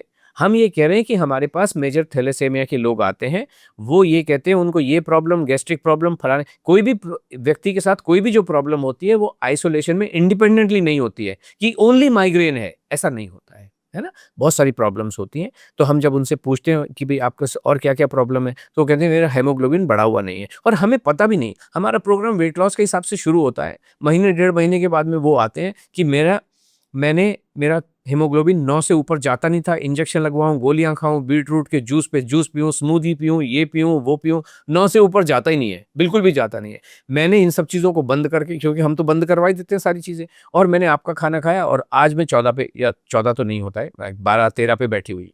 सो दिस इज़ हाउ, इसलिए हमको पता है कि ये सारी चीज़ें आपके जीवन में कल्याण करती नहीं है। ये तो जब लोगों ने कहा इसका क्या हम साइंटिफिक एविडेंस के चक्कर में पड़ते नहीं है, एक्चुअली नहीं पड़ते हैं। हम एविडेंस बेस्ड हैं, एक्सपीरियंस बेस्ड हैं। तो जब ये कहा तो किसी ने कहा ये ऐसे कैसे, या बीटरूट में, तो मैंने भी जाके एक दिन गूगल करके देख लिया, इसलिए मैंने आपके साथ शेयर किया कि जब आप गूगल पे लिखते हो तो वहाँ पे वो दिखाता है। एक और व्यक्ति ने, क्योंकि कुछ लोग ऐसे होते हैं जो हमारे वीडियोज़ को या किसी के भी वीडियो को लेके उसके ऊपर अपना ज्ञान देते जी। हैं। कि उस किसी ने कहा कि भई इन्होंने बोला तो है लेकिन इन्होंने कारण नहीं बताया, मैं आपको कारण बताने की कोशिश करती हूँ। उन्होंने कारण बताए, तो वहाँ से मुझे भी लगा, क्योंकि ये रील देखिए, सोशल मीडिया पे जाने का समय कभी-कभी 2, 4, 5 मिनट मिल जाते हैं। या हमारे ऑफ़िस के लोग हमें दिखाते हैं, सर ये देखिए ये आया है। तो हम कभी देखते हैं तो पता चल जाता है। इसलिए वो सारी चीज़ें मैंने आपके साथ शेयर की। जी, तो आप साइंटिफिक एविडेंस को मानते ही नहीं हैं। तो आपको अपनी लाइफ में कैसे पता चलता है कि आपको ये चीज़ लेनी है, ये चीज़ नहीं लेनी है? या कुछ ऐसी चीज़ें जो आप अपनी लाइफ में अपनाना चाहें, तो आप कैसे चूज़ करते हैं? हम चूज़ करते ही नहीं। अभी जैसे मान लीजिए मैं आज होटल में बैठा हुआ था, आज वहाँ पे छोले कुलचे थे तो मैंने तो खा लिए, अभी क्या एनालाइज करूँ उसको बैठ के कि इसमें कितनी कैलोरी होंगी। अब जितना पेट भर के मैंने खाना था मैंने खा लिया, बात खत्म हो गई। इसमें क्या एनालाइज करूँ? हम तो एनालाइज करते नहीं है। हमारा जो रूटीन है अभी जिस जो टाइम है, क्योंकि आज मुझे पता है आज मैं पॉडकास्ट में बिजी हूँ तो फ्रूट खाने का समय नहीं मिलेगा, तो मैंने उसके अपने टाइम को उस हिसाब से एडजस्ट कर दिया। जहाँ पे मुझे टाइम मिल रहा था वहाँ पे मैंने फ्रूट खा लिया। फ्रूट एक आपके जीवन में जाना चाहिए, ऑर्गेनाइज वे में जाना है। लेकिन अगर मान लीजिए मैं ऑर्गेनाइज वे में नहीं हूँ, आज मुझे पता था, अगर मेरी और ऑफिस मीटिंग्स होती तो एक अलग बात हो जाती है कि भाई मीटिंग में आप बैठे हो, फ्रूट आप काट के लेके जाओ, बट पॉडकास्ट में तो यहाँ बैठ के मैं आपके सामने ऑन कैमरा तो एप्पल खाऊं बैठ के, वो अप्रोप्रिएट नहीं होता। बट जो 5 मील है हम खा रहे हैं, उसके बाद जो भी मन में खाने वाली चीज़ है वो खा लेते हैं। कहाँ प्रॉब्लम कहाँ है? हम तो एनालाइज़ नहीं करते हैं और हम किसी को कहते भी नहीं है कि आप एनालाइज़ करो, आप खा लो। हम तो खाना खाने के लिए प्रेरित कर रहे हैं। एनालाइज़ किसको कर रहे हैं? भाई काजू, बादाम, अखरोट, पिस्ता, चिया सीड, पिया सीड ये आपको नहीं खाने हैं।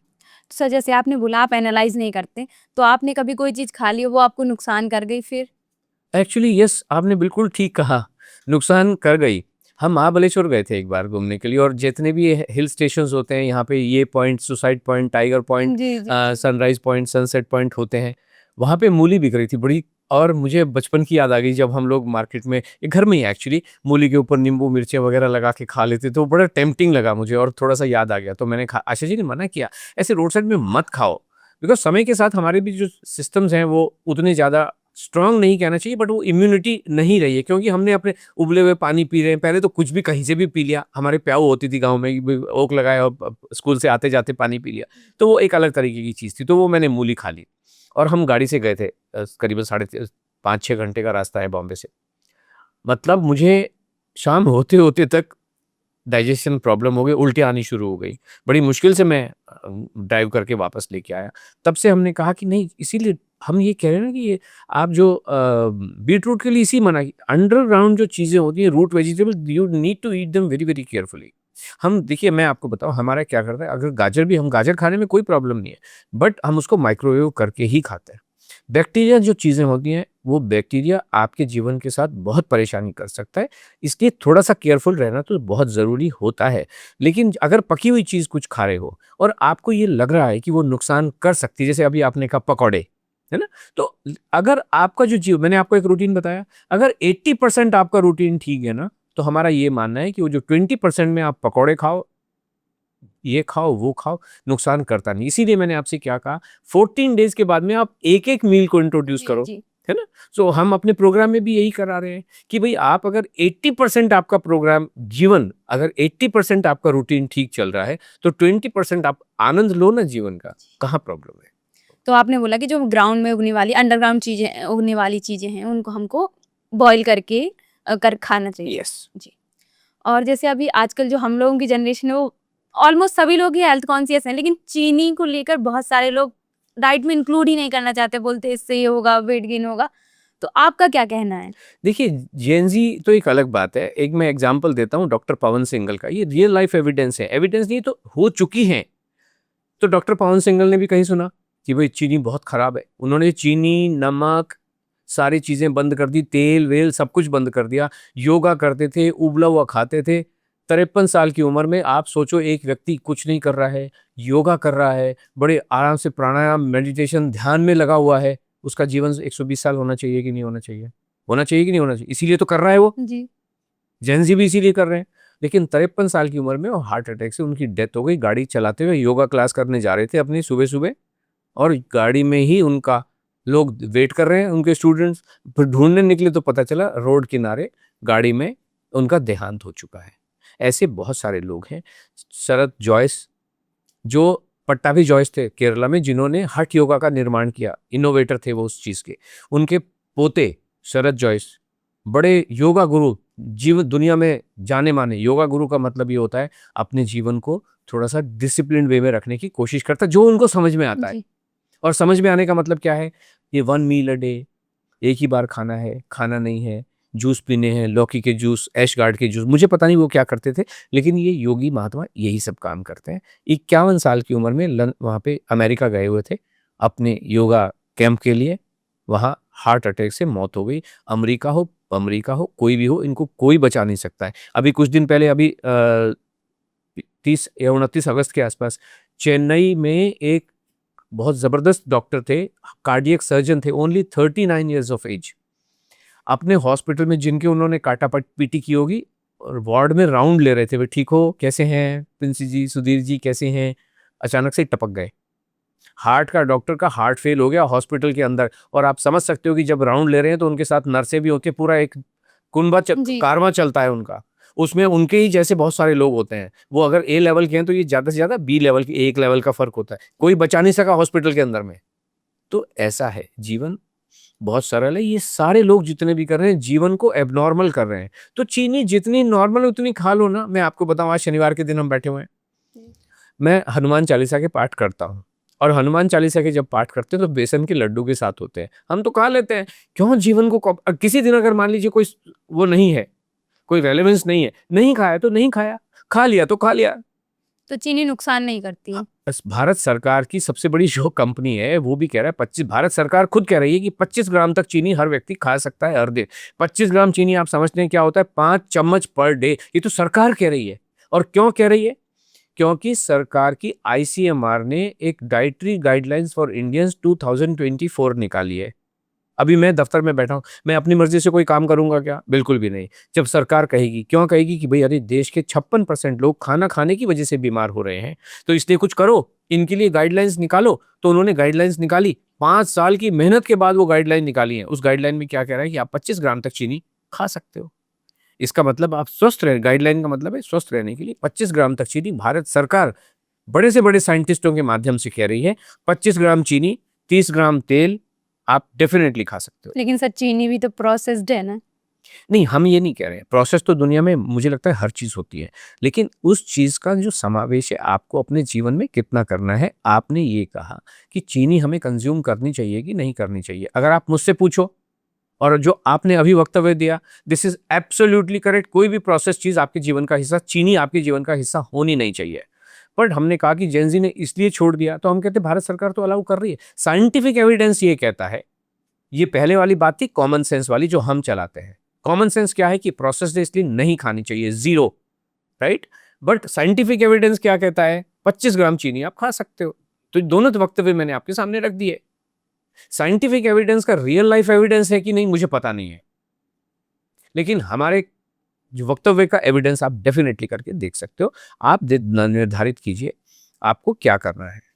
सर इस पॉडकास्ट को यहीं एंड करते हैं। काफ़ी समय ले लिया आपका और Okay. आपने बहुत सारे मिथ्स क्लियर कर दिए लोगों को।